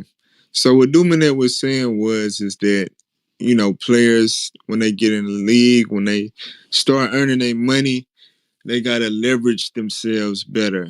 They gotta make sure that they move smart with their money, with their investments and stuff like that. So they won't be as controlled, I guess, by the powers that be, the owners and stuff like that. They gotta create their own leverage. Like, like an example we brought out earlier with LeBron James. That's where you're going with it, right? Doing that. Yeah, pretty much. Like once you're given the opportunity, you gotta try to leverage yourself to get yourself out the hole, especially financially, because 90% of us won't get a job making millions of dollars. So once you get that opportunity, you want to put yourself in the position to leverage yourself so you can help your family or your kids uh, be comfortable. That's how I look at it. I understand the oppression part, but we have to I just feel like we have to find a way to get out that hole. Okay. So I got a question. So let's say you do become a star athlete. You make a lot of money or whatever, and you make the right decisions and you create the generational wealth for your family and whatnot. You do understand that these star athletes, they got big influence, they inspire a lot of young kids, especially in the ghetto, um, you know, they really don't have the guidance and have the resources or whatever. They'll just get up there, they'll get the contract and just ball out. So what do you think about, how do we really stop the cycle from perpetuating as opposed to, individuals getting to a certain point and knowing how to manage it? But meanwhile, you got basically the majority of our race, they grow up wanting to get there and they don't got the knowledge, they all don't got the people around them to really steer them in the right direction. So what do you think about just completely just breaking the cycle of going down that road anyway? Or do you think that the people that you say need to create leverage, what would be the way for them to go about, breaking the cycle outside of just, getting our people to stop going that route completely? Great question. I think first and foremost it starts with the home. I think you got to have like a strong father in your home, even if he doesn't have any major education in finance about finance. You want to have a strong father in the home because that leadership gives you good balance on on your outlook in life. Um, Second, um, usually when these athletes make it to that level, there's always a veteran in that locker room that can give you some type of guidance, or and also there's different programs for what I hear that can give that always reach out to some of the new guys on how they should do things and how they should move in the NFL, NBA, and I just think those guys should use those veterans as mentors and kind of learn from those guys and have an understanding of how they should move in the league because it's not guaranteed that you're going to be there for a long time. I mean, the average NFL players now is like 3 years. So I think a mentorship is big. Hey, real quick, if y'all don't mind, just want to, kind of speak to what Dumanet was saying just now. Um, give me, let's go to Ecclesiasticus. I'm on chapter 30, verse 3, because you mentioned, how important it is to have a strong father, to teach you and to guide you. And then I'm on Proverbs 13 and 22 as well. But read that one for me first, Ecclesiasticus 30. Ecclesiasticus chapter 30 and verse 3. Mm-hmm. He that teacheth his son grieveth the enemy, and before his friends he shall rejoice of him. Right. So this is going into being smart with your money, having that experience early on in your life, so when you do get the money, you're wise with it, you know what to do, you know what to invest in, what not to invest in. Now give me the one in Proverbs 13 and 22, because it is very important. The Bible speaks about that. It speaks about generational wealth. It does speak about, these type of things in the scriptures as well. Watch this. Proverbs chapter 13, verse 22. Hmm. A good man leaveth an inheritance for his children's children. Right, because you talked about the thing that, majority of our people, when they do get this type of money, they don't know how to leverage it properly. All right, and the scripture, it guides us. It tells us what to do. Read that again for me. A good man leaveth an inheritance for his children's children. Hmm. And the wealth of the sinner is laid up for the just. Right. So you also mentioned, I believe, at the end of that, did you say, what was that? I think you mentioned that the average time span for an NFL player, did you mention, was that 3 years? You said, Yeah, Dumanet? yeah. Three. Okay. So I believe Emmanuel asked you, how do we make sure, we doing the right things? How do we change or break that cycle? Two quick scriptures. Give me the one in First Timothy 6 and 17 about uncertain riches, because you said that the average lifespan ain't that long. Our people, we get this large lump sum of money. We think we're going to be able to do A, B, and C, but it's gone before we know it. All right, watch this. First Timothy chapter 6, verse 17. Charge them that are rich in this world, that they be not high minded, nor trust in uncertain riches. Right, that's the key. The key is this: it's all going to lead back to repentance. You understand? So the way we break, this system or this cycle is to make sure when we do get this type of money or this type of finances or whatever it may be, we got to make sure that we invest in it in God's kingdom. You understand? We got to make sure that we pushing this truth to our people. All right, because that's one thing that, majority of our people do when they sign that contract. What they do, they go marry a white woman. They're buying all types of houses. They're not doing anything for their people. If they do invest, it's all about them. It's all about them. God is telling us, when you do get that type of money, it's not guaranteed. It's uncertain, meaning you can have it one day, and like you said, 3 years later, it could all be gone. And then give me Sirach 27. Sirach 27. I think I want. Give me a second. Let me look at it. Yeah, give me verse 3.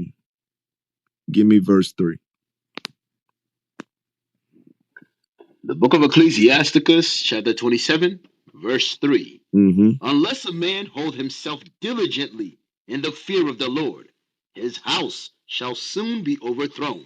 There you go. So at the end of the day, it don't really matter. You understand, if we put our money here and there. I got it in stocks. I got it in real estate. At the end of the day, God is telling us, if our fear isn't in the Lord, it doesn't matter how many places we place our money. Our estate will be overthrown. So we always got to make sure our focus is on doing the will of the Father. I mute my mic. All praise to the Most High. Dumanet, what did you think about what Matt brought out for you? No, I agree, 100%. I don't disagree with what he said, 100%. Okay, okay. I just want to pull a scripture real quick. Just going into, because like I was saying about the cycle that gets created. Um, for some reason, the scholars of our people, the ones that go to college and go on to invent things and stuff, of that nature, they're not put on a pedestal and made into stars, and people are influenced by the media and stuff like that. The athletes, the entertainers, um, they're always put on a pedestal and set up as leaders for our people, pretty much. And it's something that we could see in the scriptures, and I believe it's for a reason. It's to perpetuate that cycle of young black kids not inspiring to grow up to necessarily do anything for their people or be leaders, to stand up and be the next Marcus Garvey or Malcolm X or nothing like that. I'm gonna go ahead and do everything I can to get my body physically able to go out there and bump helmets and slam dunk grab on rims and stuff like that for a living, because that's where the stardom is. That's where I get the fame. That's where I get the power. That's where I get the money to move my mama out the hood and etc. And all that does is, as far as going that route, is continue to fatten these big owners, uh, and all of the Caucasian people that never stepped a foot on the field, never got in no pads and made no hard contact with nobody, putting billions of dollars in their pockets. I think it's by design. They want to perpetuate that cycle, and it comes a time where, as a whole, we got to take a stand, and just choose a different way altogether if we believe in the Most High God. Get First Maccabees chapter 2 in verse 17. Now, I'm not saying, somebody that's already in their life, they learn the truth, they learn the scriptures, and that goes back to First Timothy 6. They gotta be willing to distribute or whatever, and they gotta know what really matters at the end of the day. But we gotta set a new example in as far as where we want our kids to go, what we want them to aspire to be, because being an athlete, being an entertainer, at the end of the day, we not in control. We got all the power, all the stardom, the notoriety, but we got somebody that cut us a check, that got our contracts, et cetera, et cetera. So it comes a time where we got to take a stand to just choose a different route. First Maccabees 2, verse 17. First Maccabees chapter 2, verse 17. Then answered the king's officer, and said to Mattathias, on this wise, thou art a ruler and an honorable and great man in this city, and strengthened with sons and brethren. So I know you probably not familiar with this history. In the book of the Maccabees, it's one of the 14 books the Protestant Catholic Church, one of them, they took out in the 1800s. But it documents the history of the Greeks when they invaded Israel and took them captive. So during this time, the Greeks, they they invading Israel, they getting power over our land. So they was trying to find the influential brothers, the brothers who seemed strong and seemed that they would get fellow Israelites to follow them because of their influence. They picked them out, and it's what they tried to do with them. Read on. Now therefore come thou first, and fulfill the king's commandment, like as all the heathen have done, yea, and the men of Judah also, such as remain in Jerusalem. Right. So basically, they telling the brother, look, just fall in line. Do what all of your other brothers or whatever, they done already done it. Fall in line, comply with this. Read. So shalt thou and thy house be in the number of the king's friends, and thou and thy children shall be honored with silver and gold, and many rewards. Right. So they offered him money. They offered him position amongst the king. You can be in the suburbs. You can be in the king's neighborhood. You know what I'm saying? Your children will be honored with silver and gold. They can come to, just bringing it up today. They can come to the big private schools that cost this much and that much or whatever. You can live good if you just comply. We'll pay you.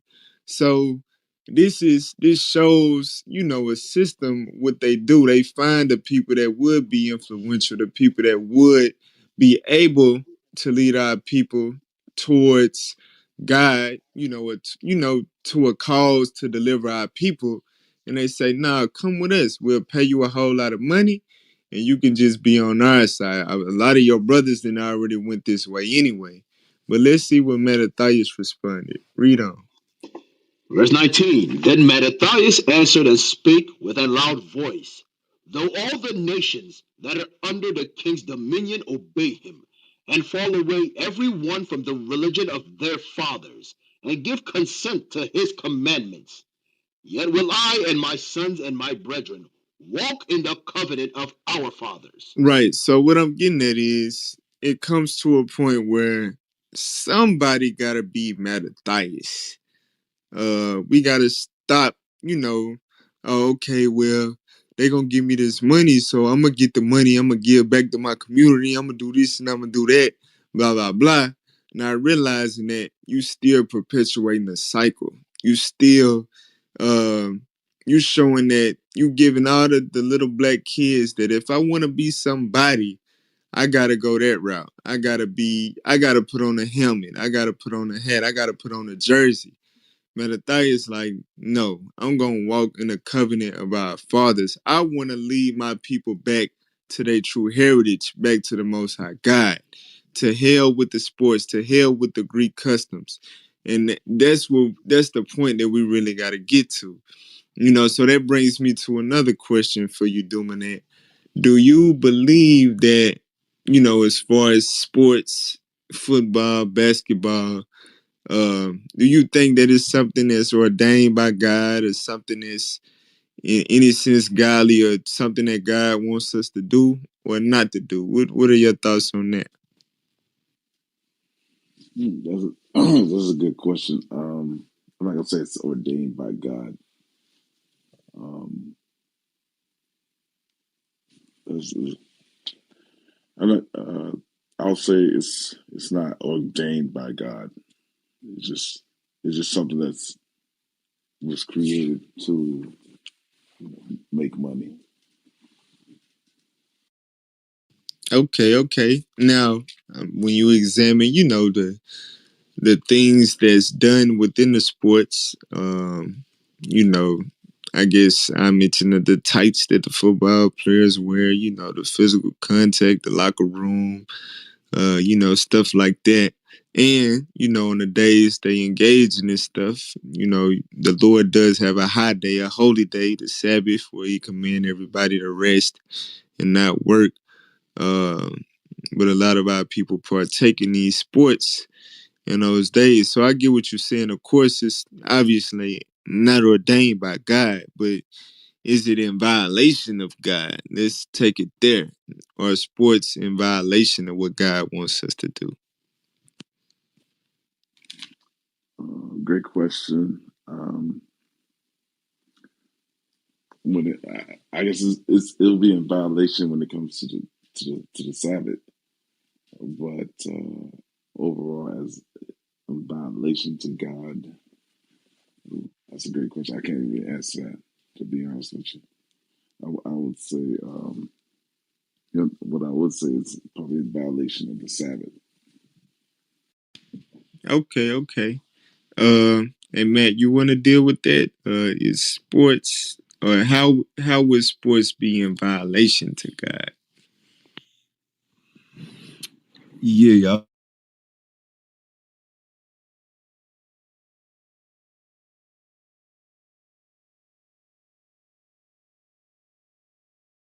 that is normally played, whether it be playoffs, college sports, or whatever it may be.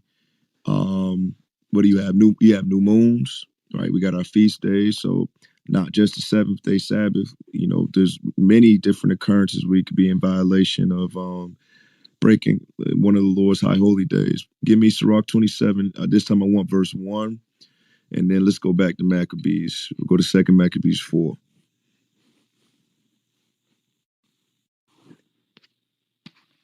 The book of Ecclesiasticus, chapter 27, verse 1. Come on. Many have sinned for a small matter, and Right. he that seek. I want to deal with that because I had a chance to watch some of the documentary on Netflix. I know, me being a former athlete myself, um, little league, college, high school, all of that. Um, you look at sports. I play football, so you look at the sport that you play as the biggest thing ever. You know, in this society, they condition you to make it seem like it's your whole life. But when we read the scripture, read it again for me. Many have sinned for a small matter. It's actually really, really small when it comes to the whole grand scheme of things. When it comes to getting the kingdom of heaven, that's everything. That's the biggest thing you could ever set your imaginations on. But we get caught up in dribbling a basketball, tackling grown men in tights and spandex. I can say that now, you understand, because I have a different mindset. But when I was in it, I didn't see it like that because my mind was still caught up in the ways of this society.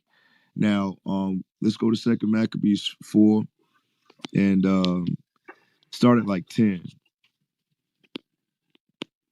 Second Maccabees chapter 4, verse 10. Mm-hmm. Which when the king had granted, he had gotten into his hand the rule, and forthwith brought his own nation to the Greekish fashion. Now that's the key right there. What a lot of our brothers and sisters don't realize what they doing when it comes to people like Michael Jordan. You understand? When it comes to people with influence, when they do these commercials, Gatorade, Nike, whatever it may be, they don't understand the type of power they hold. Um, Give me the one. Give me a sec. I think it's Ciroc 13. I think it's Ciroc 13.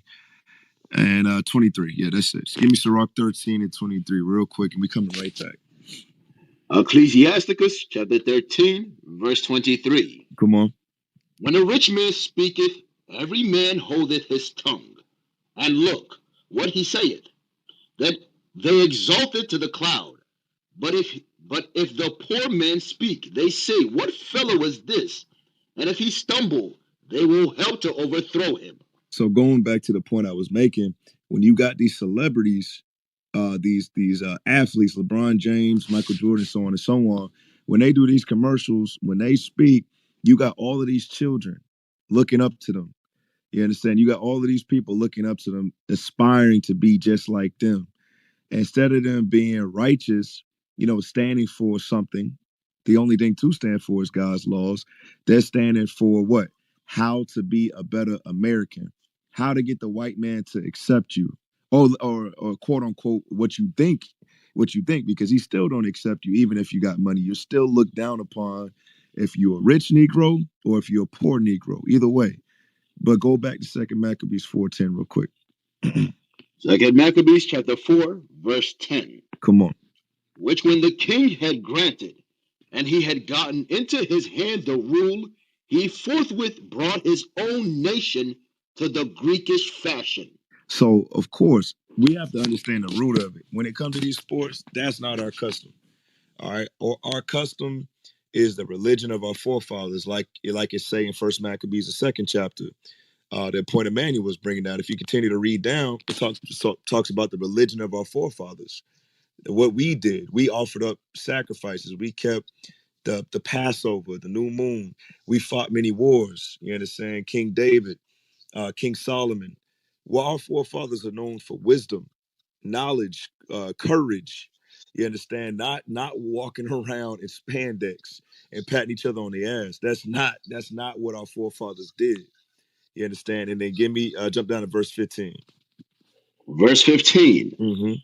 Not setting by the honors of their fathers, but liking the glory of the Grecians best of all. That's our issue. You understand? It says in what's that? Exercise is good for the body. You understand? It does have some benefits, but when you turn a sport or an exercise into, you know, your life, when the scriptures say it's a small thing, and in Timothy it says it profiteth little, that's where the problem kicks in. You understand? So to have your children playing little league sports, no. To be playing professional sports, absolutely not. No, because that's not what our mindset should be. We shouldn't be glorying after the manners of America, because the Greece changed to Rome, Rome to America. We shouldn't be coveting after that. We should be trying to do what? We should be trying to search out our forefathers that came before us and get back to our heritage. I mean, my mic. Hey, all praise to the Most High. So, that's just furthermore what I was getting at, doing that, getting our people to come back to the Most High.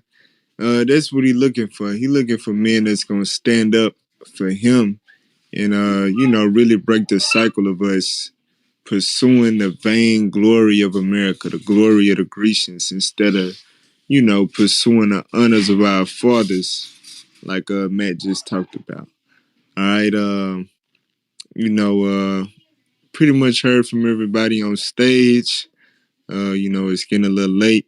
If anybody had any closing questions or comments for the moderators before we wrap it up, go ahead.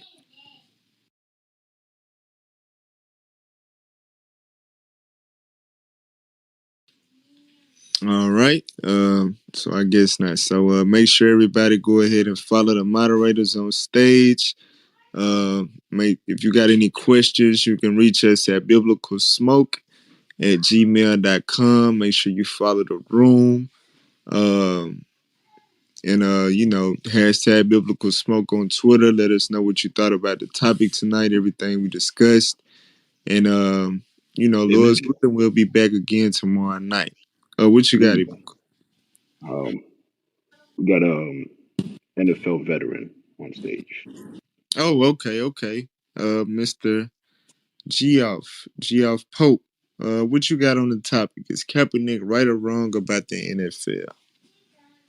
It's Jeff, bro. But what's good? My bad, bro. I'm sorry. No, I love. Are you referring to the comment about slavery? Yes, his Netflix series where he went into the parallel between the NFL and slavery. Yeah, I mean, like I definitely think that's tough for me. You know what I mean? But I definitely think there's some comparisons there. Um, you know, obviously slaves weren't getting paid, right? Athletes today are getting paid. I think that comparison is more. I think it makes more sense for the NFL only because contracts aren't guaranteed. And if you look at the NFL union, it really doesn't do much for the athletes, for the players, as to say like the NBA, right? The NBA union is much more aggressive, much more progressive, and looking out for their guys. The contracts are guaranteed. So there's a lot of differences in the NFL, and I think, I'm kind of in the middle.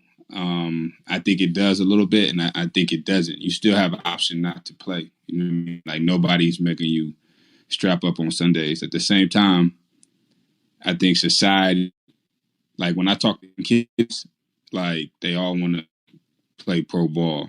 You know what I'm saying? Like nobody wants to be a doctor. Um, Nobody wants to, be a scientist or a firefighter. Everybody think they're going to the NFL or the NBA, right? And so when you look at the probability of making it to professional sports, I think society, media, even our own communities, to a certain extent, have kind of sold us these bag of goods. And then, most kids tap out in high school. If you're lucky, you play college, and then you get to the NFL, and the average career is 2 years. You don't even get a pension, right? And I think 80% of guys who enter the NFL don't even have an undergraduate degree because they left early to train for the combine. So I think that lends some truth to what Kaepernick was saying. Okay. Matt, what you got concerning what Jeff said? Hey, how you doing, Jeff? And I know I don't want to be too redundant. We made some points, and we kind of covered a few things that you did mention. I guess my question would be this: could you give me the book of Deuteronomy, chapter 28, and let's do verse 46. Book of Deuteronomy, chapter 28, verse 46. Hmm. And they shall be upon thee for a sign, and for a wonder, and upon thy seed forever. All right. So when it says that they shall be upon thee for a sign and a wonder, it's going into the curses that were placed on the children of Israel. All right. The so-called blacks, Hispanics, and Native Americans. Now jump down to verse 48. Verse 48. Because thou servest, verse 48. Therefore shalt thou serve thy enemies, which the Lord shall send against thee, in hunger, and in thirst, and in nakedness, and in want of all things. And he shall put a yoke of iron upon thy neck, until he have destroyed thee. Now, I know you mentioned the blatant fact, right, that when we were in, physical slavery, we didn't get, quote unquote paid wages, right? So think about it like this. So think about 1863. That was our emancipation. A lot of the slaves, when we were quote unquote freed, what did we do? We went right back into slavery or sharecropping because we didn't have anything on our own. So we had to go right back to the masters that we were quote unquote freed from. Now, notice the scripture says in verse 48 that, and he shall put a yoke of iron upon thy neck until he have destroyed thee. You have to understand that, after centuries of slavery, the so-called black man here in America, we have mentally been destroyed. Okay. So when it comes to self-degradation, things of that nature, like Colin Kaepernick alluded to in the NFL Combine, when they prick you, when they do things of the, that nature, you're running the 40 in spandex. I was not on your level, of course. I didn't make it to the NFL, but I did play college ball small time. I'm familiar with those processes. So when Colin Kaepernick alluded to the similarities between slavery and the NFL Combine, I can see the similarities, but I have the biblical knowledge to understand that the reason why our brothers do this is because we are mentally destroyed. We don't know our true heritage and our rich history as Israelites. We literally aspire to be NFL players, NBA players. We covet these hopes, hoping to get up out of the hood, to look out for your family, things of that nature, and to quote unquote be somebody in this society. But we don't have, like you alluded to, you said the majority of the youth, they aspire to be ball players and not doctors. And that shows you right there in itself that we are destroyed as a people because we do not think that we can rise up and become something greater than a musical artist or a ball player. So I, in my stance, coming from the biblical perspective, I definitely see the parallel that Colin Kaepernick made with slavery in the NFL Combine. Because although it is a profession that can pay, our people are degrading themselves willingly, like you stated. Yes, they may be getting a paycheck, but they're losing their self dignity. I mute my mic. Sure. Oh, can I respond to that, Emmanuel? Yes, sir. Go ahead. Yeah, thanks for that, Matt. I'll just maybe add a little nuance because I don't necessarily disagree with you, right? So let me just say that. I'm also like a student of Malcolm X, so I believe in self-help. I believe in do for self philosophy. You know what I mean? I believe in community building, that whole nine, right? Which I think is kind of indirectly what you were saying in a lot of ways, right? Couple things, right? The NFL is like a really small fraternity, right? I think you have 14 or 1,500 current players. I think you have 20 or 25,000 men who've ever played the game, right? And so my focus as somebody in my community who does work and tries to build is more so on the masses, right? Not the 1% of the 1% who've made it, right? With that being said, talking about this group of men, right? Kaepernick and others who are playing, who played previously, I think the issue, particularly for current players, is what they're doing with the money they're making, as opposed to kind of what they're not doing, right? And so when I'm connected to guys who've made 50, 60, 70, 80 million dollars and they only have $2 million to show for it, that's an issue, right? Because it tells me that they have not learned really anything along the way, right? But I also know guys who made $100 million, right? And who are doing amazing things in the community. You know what I'm saying? And who are doing things to change the narrative, right, of that classroom of young students who once said, you know, I want to go to the NFL, I want to go to the NBA, right? And so I think it's more about kind of what they do with the income. At the end of the day, you know, we live in a capitalistic society, right? You have to work a job, right? You know, everybody can't be a boss, right? Everybody can't be a business owner, right? Like we got to have some employees, right? And so the thing about the NFL is that it's a lot of issues with the NFL. Lack of guaranteed contracts. I'm not a big fan of the union. You know what I'm saying? Like there's a lot of issues.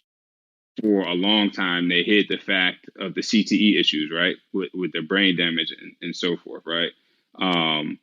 You know, there's a ton of issues there, right? At the same time, I don't think there's anything wrong with playing professional sports. I think what's wrong with it is not having a backup plan or that being your primary plan, right? Because that's the primary plan for so many of our youth. And we know even the greatest athletes will never play on Sunday, right? Or play in the NBA, right? And so that's my issue. I think that's a like a community issue. I think that's a power of the media issue. And to your point, you talked about like commercials and advertising and stuff like that, right? I don't think athletes recognize their power, right? To completely shift the narrative, right? I like what LeBron James has done by building a school. You know, 15 years before that, I can't think of his name, but a Detroit basketball player did the same thing, right? But you don't hear about that enough. And so I do think there's some things guys can do differently.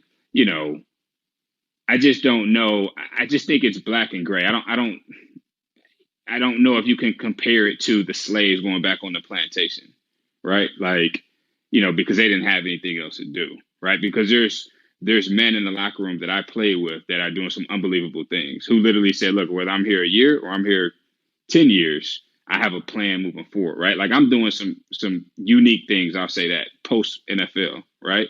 So I think there's two stories to tell, and often the media, similar like it does in every situation, they only show us the negatives, right? They only show us the guys getting in trouble. They only show us the guys going broke. They don't show the transition stories. They don't show the guys in the community doing a lot of work. So I just think it's more nuanced than, you know, black people going back on the plantation, right? Because I just think it's more nuanced than that, right? And to Kaepernick, like I like Kaepernick. I think what he did served the purpose. For somebody who knows the inner workings of a lot of shit that most people will never know, I have a lot of issues with Kaepernick. Not necessarily with this stance, but kind of how he went about this whole process post the protest, right? Which is a whole nother conversation. But I just think that statement deserves a lot more nuance than, you know, modern day slaves, if that makes sense. Yeah, so I guess, you know, just to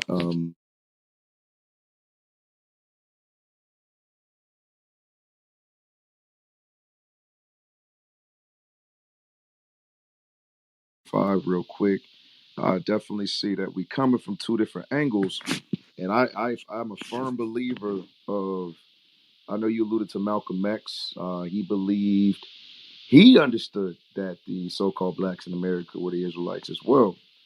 You know, give me the book of Job 8:8, and then I want Psalms chapter 106. So Real quick. Malcolm believe what? Malcolm X, he had the understanding that the blacks in America are in fact the Israelites.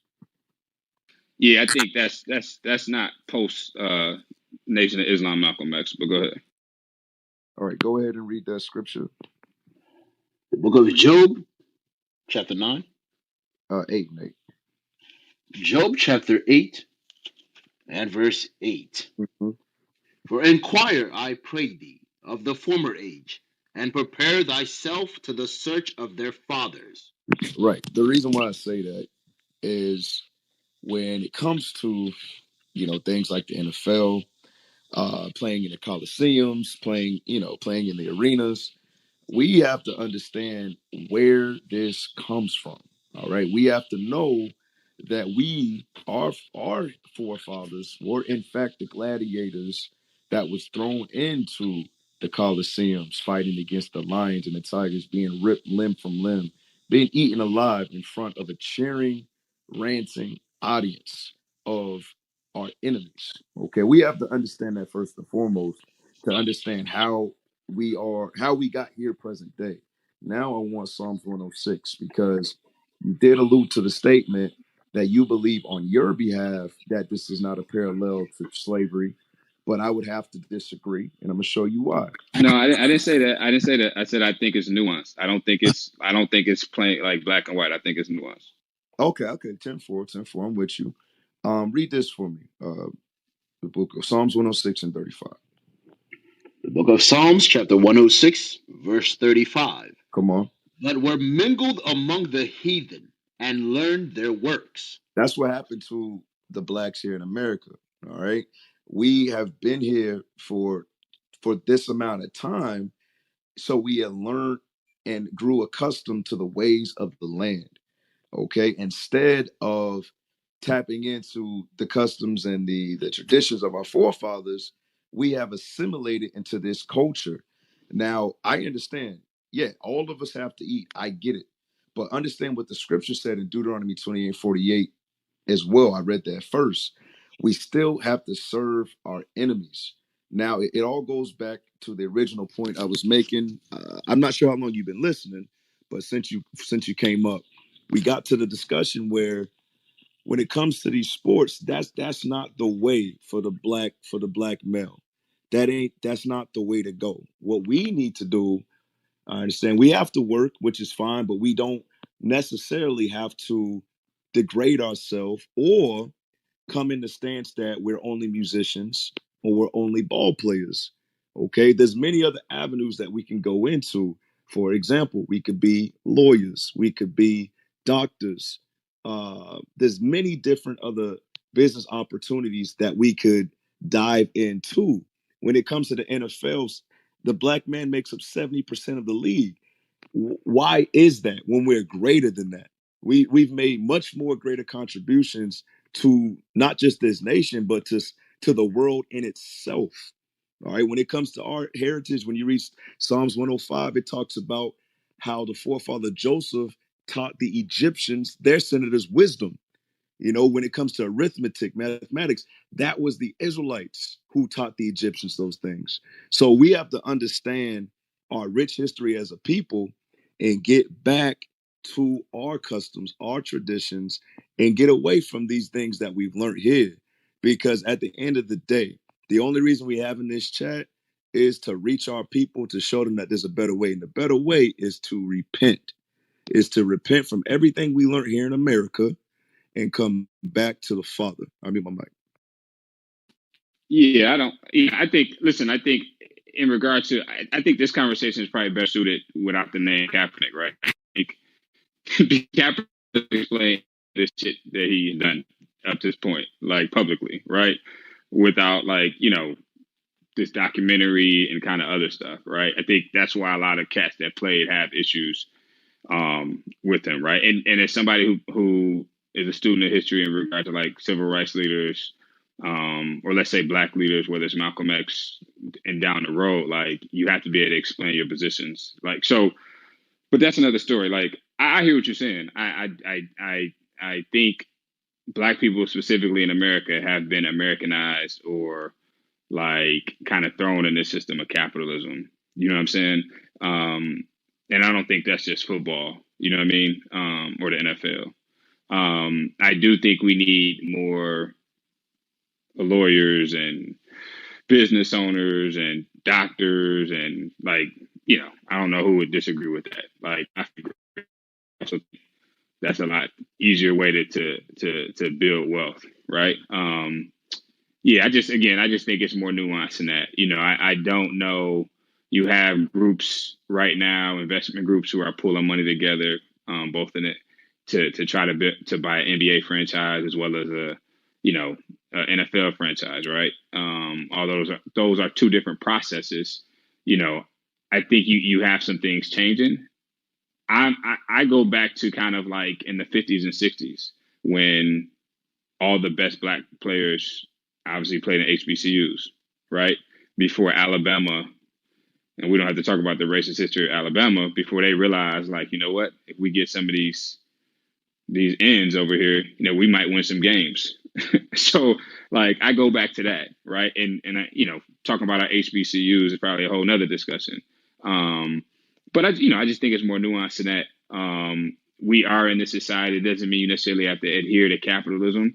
I just look at kind of some of the money that some of the players are making and how much difference they could make if they were doing different things with that money, as opposed to kind of all the negative stuff we hear, which again, I think is like a snippet of kind of like the whole story of an NFL locker room, 53 guys who have 53 agendas, who come from 53 communities and 53 different upbringings. But no, I hear everything you're saying, Matt.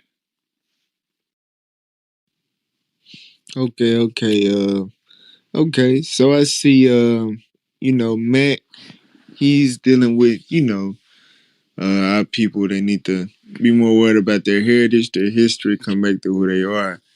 And I see Jeff, I know you keep saying the word nuance and stuff like that, but you going more towards, players need to start doing different things with their money. I just want to ask, just I guess address kind of like the elephant in the room or whatever. Do you know who blacks in America are today, according to the Bible? Or do you believe in the Bible? So my Bluetooth went out, so I missed like the last 10 seconds. Okay. Do you know who blacks are today in America according to the Bible? Do you believe in the Bible? I do believe in the Bible. In regard to, you said who are blacks today according to the Bible? Yes, the so-called blacks in America. Who are we according to the Bible? Well, I think again, depending on who you ask, you're gonna get a different answer. But go ahead. Why don't y'all tell me? No, I'm According asking to you. y'all scripture, I'm 'cause, asking you. yeah, I don't know. That's what I'm. That's why I just threw it back to you. Got you. I also listen, Emmanuel too. Like, I'm gonna keep it real. Like, I don't want to get into no back and forth about the Bible because I'm not a student of the Bible. You know what I'm saying? I grew up in a black church, but and I know you're not trying to like clown me. I know you're not trying to do that, but like, I'm not about to go back and forth with Matt and be like, all right, let me pull up. That's not me, dog. You know what I mean? So No. but yeah. That ain't what we trying to do at all. What I want to do, because I didn't know if I honestly didn't know if you knew or not. I just had to know, and I'm going to allow Matt to show you some things, not to go back and forth or whatever. Like you said, you don't know, so I'm hoping that you're willing to listen and learn, and you'll make up your mind for yourself based on what he shows you, and you determine, from that, what he bringing out going to identify who the blacks are in America today. All right, go ahead, Matt. Hey, I'm gonna make it quick. Um, Real quick. Just give me Deuteronomy 28. No, give me Deuteronomy the first chapter and the first verse. So we have to understand. I know you grew up in a black church, me as well, my brother. And it's funny you said that. It's we don't realize it, but it's kind of like an oxymoron because we always connect church with biblical knowledge. So, like myself, I grew up in the black church, but I didn't know anything about the Bible. So it's two separate things, and I just want to start right there. But we have to realize something: the Bible is not a fairy tale; it's a real book. It's a historical reference to every nation that's on the face of the earth today. But it was addressed to one particular nation. All right, read Deuteronomy 1:1. Watch this. Deuteronomy chapter 1, verse 1. These be the words which Moses spake unto all Israel on this side Jordan in the wilderness. All right, so we know that this is speaking to the Israelites. I'm just going to hit like two or three key pointers All right. And then we could build upon that. Give me Deuteronomy chapter 28, verse 68. Watch this. Deuteronomy chapter 28, verse 68. And the Lord shall bring thee into Egypt again with ships. So I'm pretty sure you are familiar with Moses. All right. Moses is a famous character in the scriptures for, delivering the children of Israel out of the land of Egypt because they were slaves while they were in Egypt. Now, give me Exodus chapter 20, verse 2, because when it mentions in Deuteronomy 28 and 68 that the Lord will bring thee into Egypt again, it's not talking about physical Egypt. All right, it's talking about something else. Watch this. The book of Exodus chapter 20 and verse 2. Mm-hmm. I am the Lord thy God, which have brought thee out of the land of Egypt, out of the house of bondage. Right, out of the house of bondage. So bondage is what? Synonymous with slavery. All right, so the Israelites, Moses, they were slaves in Egypt. So go back to Deuteronomy 28:68. Deuteronomy 28, verse 68. And the Lord shall bring thee into Egypt again with ships. So what is God telling the people through the prophet Moses? He's saying there's going to come a time where I'm going to bring you into slavery again, but this time with ships. We know he's not talking about physical Egypt because remember, the Israelites walked into the promised land from Egypt. So he's not talking about a ship to go back to Egypt where they just walked from. He's talking about another Egypt, another form of slavery that requires cargo slave ships. Read on. And the Lord shall bring thee into Egypt again with ships, by the way whereof I spake unto thee. Thou shalt see it no more again. Right. So when it comes to all the nations on the face of the earth, this only happened to the so-called blacks, Hispanics, and Native Americans. 1492, 1492, 1619. Okay. Our history is in the Bible. We're reading it. So what are we reading? We're reading that the so-called blacks, Hispanics, and Native Americans went into slavery on ships. But most importantly, this was addressed to the Israelites.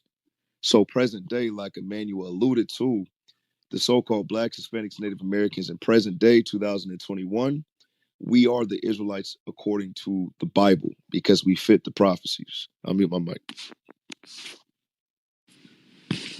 All right. Jeff, did you get some understanding from that?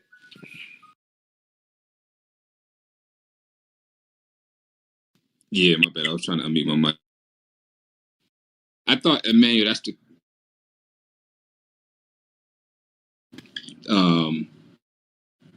You cutting out, you going in and out. What you was about to say? yeah. Can you hear me? Yes, sir. Yeah. I was saying, no, I appreciate that, Matt. I've heard that before. You know what I'm saying? So it's something that I need to look into more myself. But I also say, like, I haven't heard it articulated like that in regard to the scriptures, right? So it's something that I have to look into more myself. But I've heard that before, and up to this point, I've pushed back on that. Hey, all praise, all praise. They're just, just to bridge the gap as far as between what we saying, because what you saying is not, we see why you got the stance that you got. And, it's basically, like you said, you grew up in a Christian church or whatever. You don't really know who the blacks are according to the Bible just yet. You heard with the Israelites, you got to look more into it.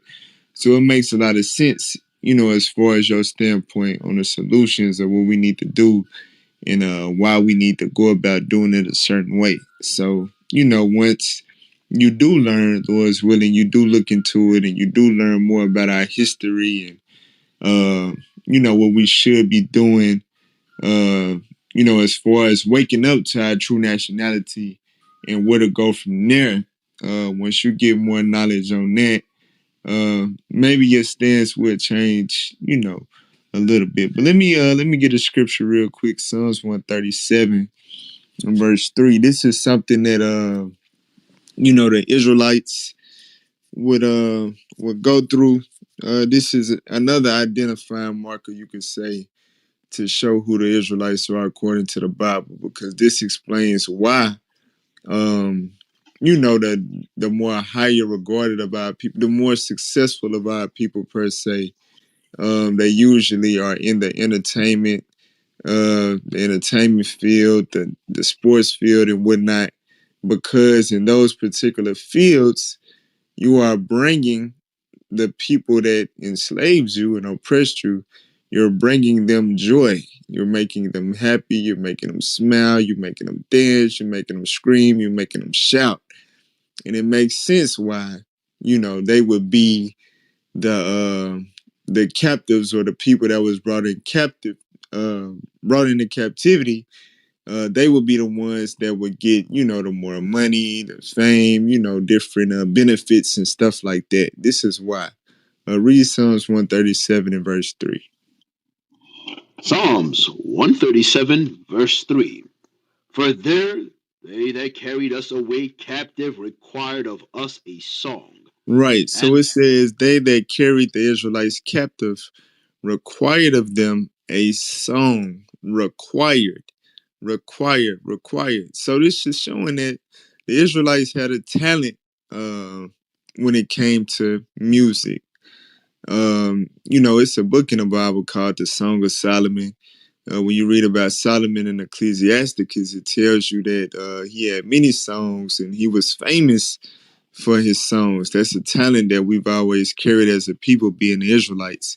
So it said that the people that brought us into captivity, they knew we had this talent and they required us to showcase this talent for them. Read. they that wasted us required of us mirth.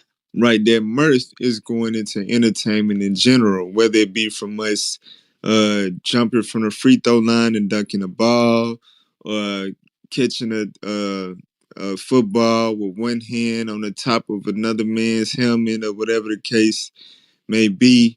It says they required of us mirth based on our talents, our abilities to make them laugh, whether it be through acting as a comedian, sports, all of these different things.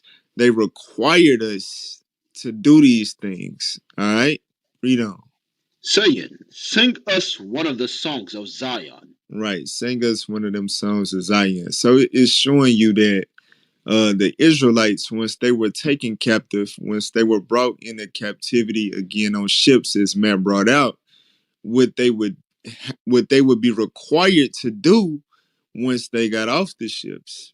All right, they would be required to entertain their captors, and that's what you see, with a lot of our people, and that's why just regular Jake, regular our people, we work 9 to 5s. A lot of us in the projects in the ghettos, we can work a little hard and get to the suburbs and whatnot. But them that fulfill those requirements, you make them laugh, you entertain them, you sing them a good old song, you a good musician, or etc. You get put on a certain.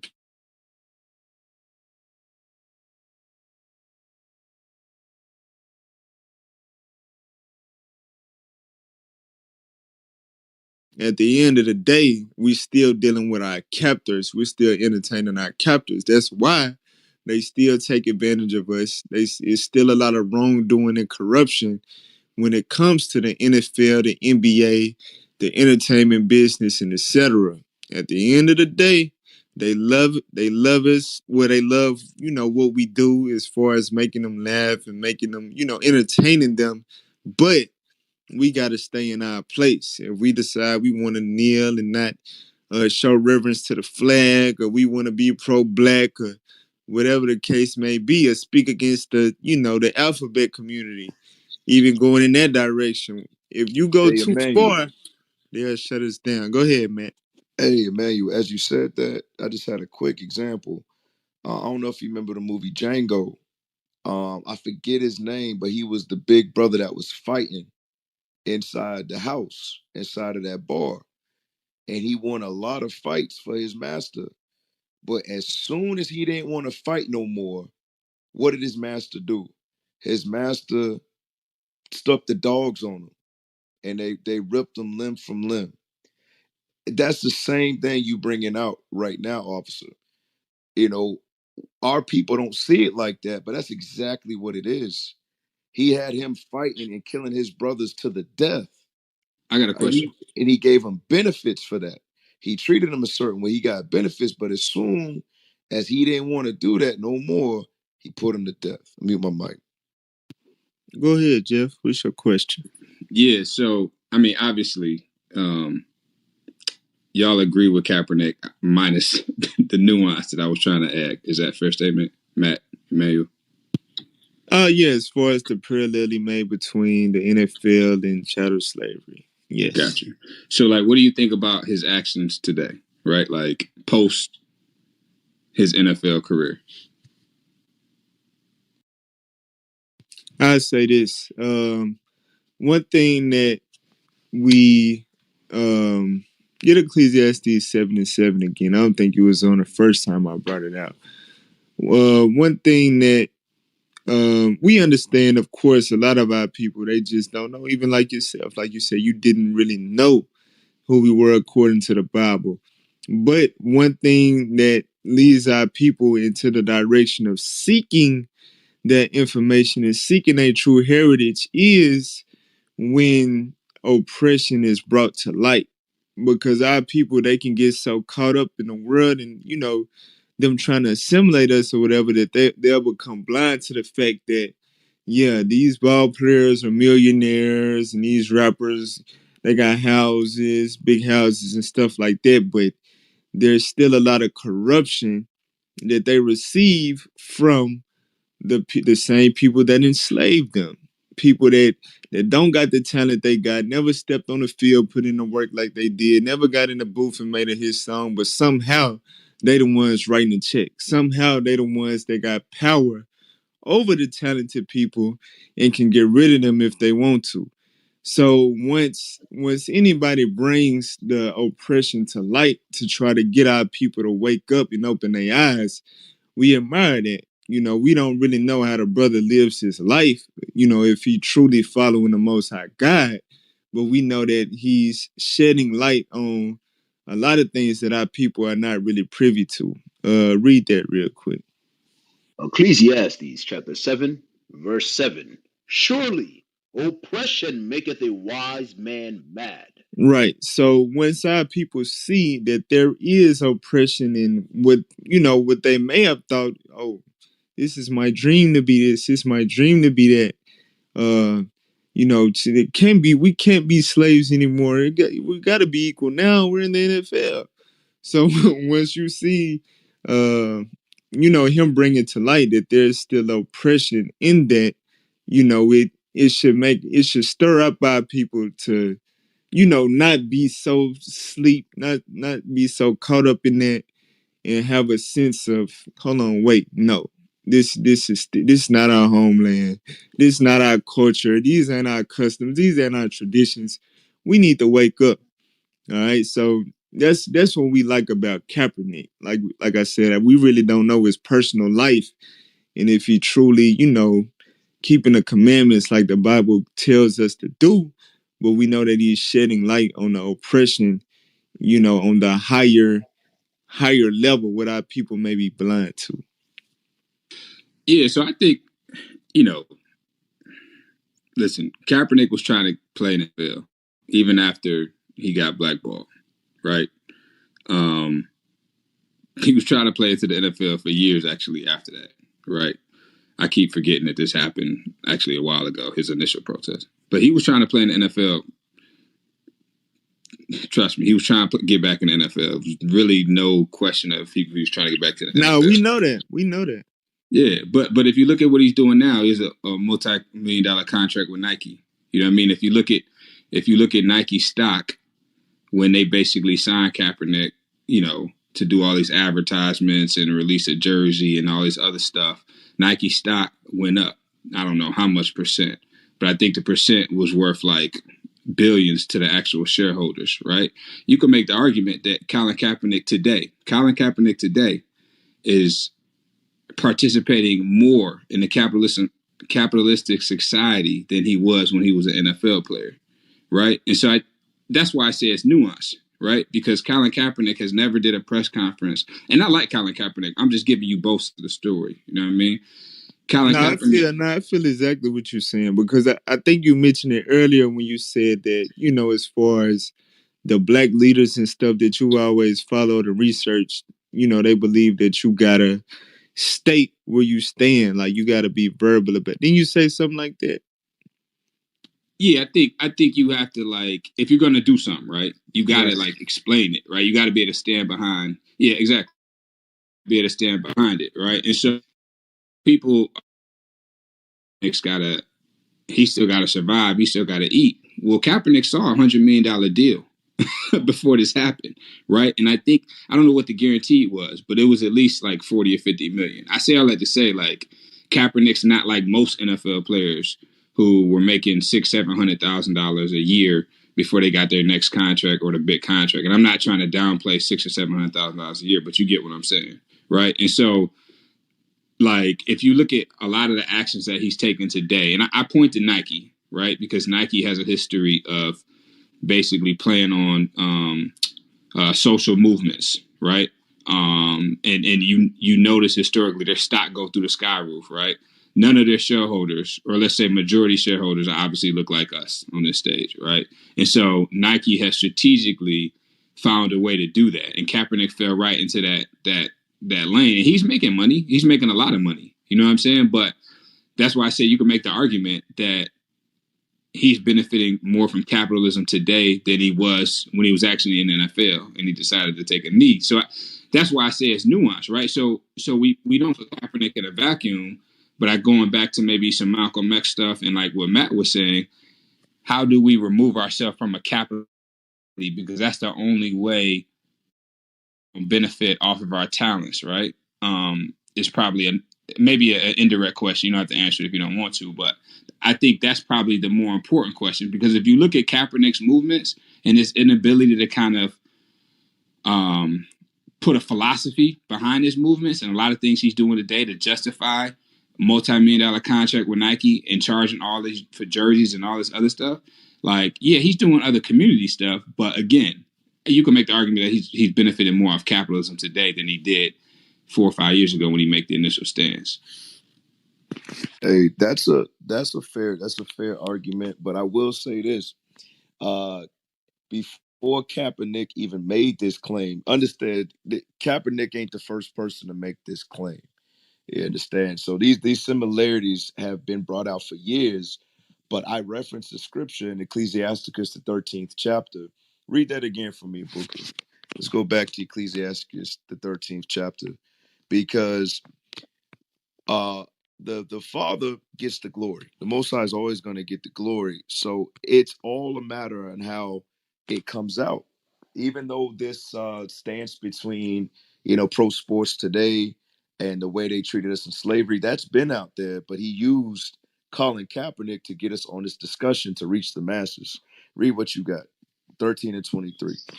The book of Ecclesiasticus, chapter 13, verse 23. When a rich man speaketh, every man holdeth his tongue. There it And is, look, because the Israelites, we've been preaching these things for years. Nobody listens to us because in the sight of men, we're nothing. We're nobodies. Who are these guys? We're a spectacle into the world. We've been bringing these similarities out for years, for decades. Read it again from the top. when a rich man speaketh, every man holdeth his tongue. Mm-hmm. And look what he saith. They extol it to the clouds. But if the poor man speak, they say, what fellow is this? And if he stumble, they will help to overthrow him. There it is. The Israelites been bringing this out, but Kaepernick, because he's known, because he's relevant in today's society, this is the trending topic. Everybody's trying to bury Kaepernick off of his statements. These statements are not new. It just happens to be that Colin Kaepernick brung it to light. So to go, back of what Emmanuel was saying, at the end of the day, Colin Kaepernick has some knowledge and he may be doing the best he can do right now. And like we stated, we don't know what he's doing behind closed doors. We don't know if he's keeping the commandments. So we're not going to openly endorse this brother like that. But we do applaud the fact that he is bringing these things to light because we've been teaching this stuff for years. Mute my mic. Jeff, go ahead, Jeff. No, I was just going to like Kaepernick served a purpose, right? Because like you said, Matt, he's got a platform, or he had a platform. He still has a platform, but he had a platform then. And, you know, it's more so about the reaction and kind of the conversations and maybe other things that it sparked, right? So I think at the end of the day, even if he doesn't do anything else, I think he served his purpose in history, which was to really kind of, you know, bring this conversation to the forefront in what is a really uncomfortable setting, right, which is professional sports, right? And so for that, I'm grateful for that, you know, despite, I think we're human, right? So we can critique anybody's actions, but I think that those initial actions in itself were monumental. So I agree. All right, perfect. Hey, Jeff, I pray that, you know, I know you may have heard something similar to this before, but like you stated, you didn't hear the biblical references. So I definitely pray that, you know, you do get a chance to do your research, my brother. All right, I'm gonna go ahead and head out for tonight, Emmanuel. All right, shalom. Yes, sir. Yes, sir. Understood. Shalom. Shalom. Appreciate y'all, man. I'm going to check out too. Hey, appreciate you, man. Appreciate you for dialoguing with us. Uh, it was good. It was good. Good exchange. Um, so everybody, that'll conclude it for the night. It was another night of biblical smoke. It's Kaepernick, right or wrong about the NFL. As far as, you know, tying the similarities together between the NFL and slavery. As you can see, a lot of understanding came out, a lot of scriptures, you know, and at the end of the day, you know, I feel like, you know, the Most High message went out, you know, whether you in the projects, Section 8, you're struggling, or you on the field making millions of dollars, you still have an oppressor. All right, you still have an oppressor, and we got to wake up and understand that, and you know, just stop falling into the glory of the Grecians and seek after the honors of our fathers. You know, if you got any questions, uh, anything you want to, you know, get some more understanding on, you can email us at biblicalsmoke@gmail.com. You know, Lord's willing, we will be continuing to come on here every night and discuss different topics. So make sure you follow the room, follow the moderators that you see on stage, and you know, Lord's will, you tune in the following nights. With that, we'll give y'all 10 seconds to get y'all follows done and whatnot, and then I'm gonna hit the thing. No snap. Oh, Buka, I think you gotta do it. I don't think I got the No, sir, snapping you got it. ability. You got it, sir. Go ahead.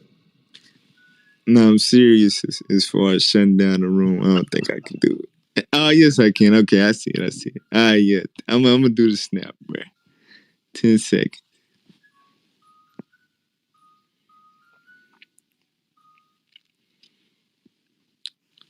All right. And with that, we say shalom.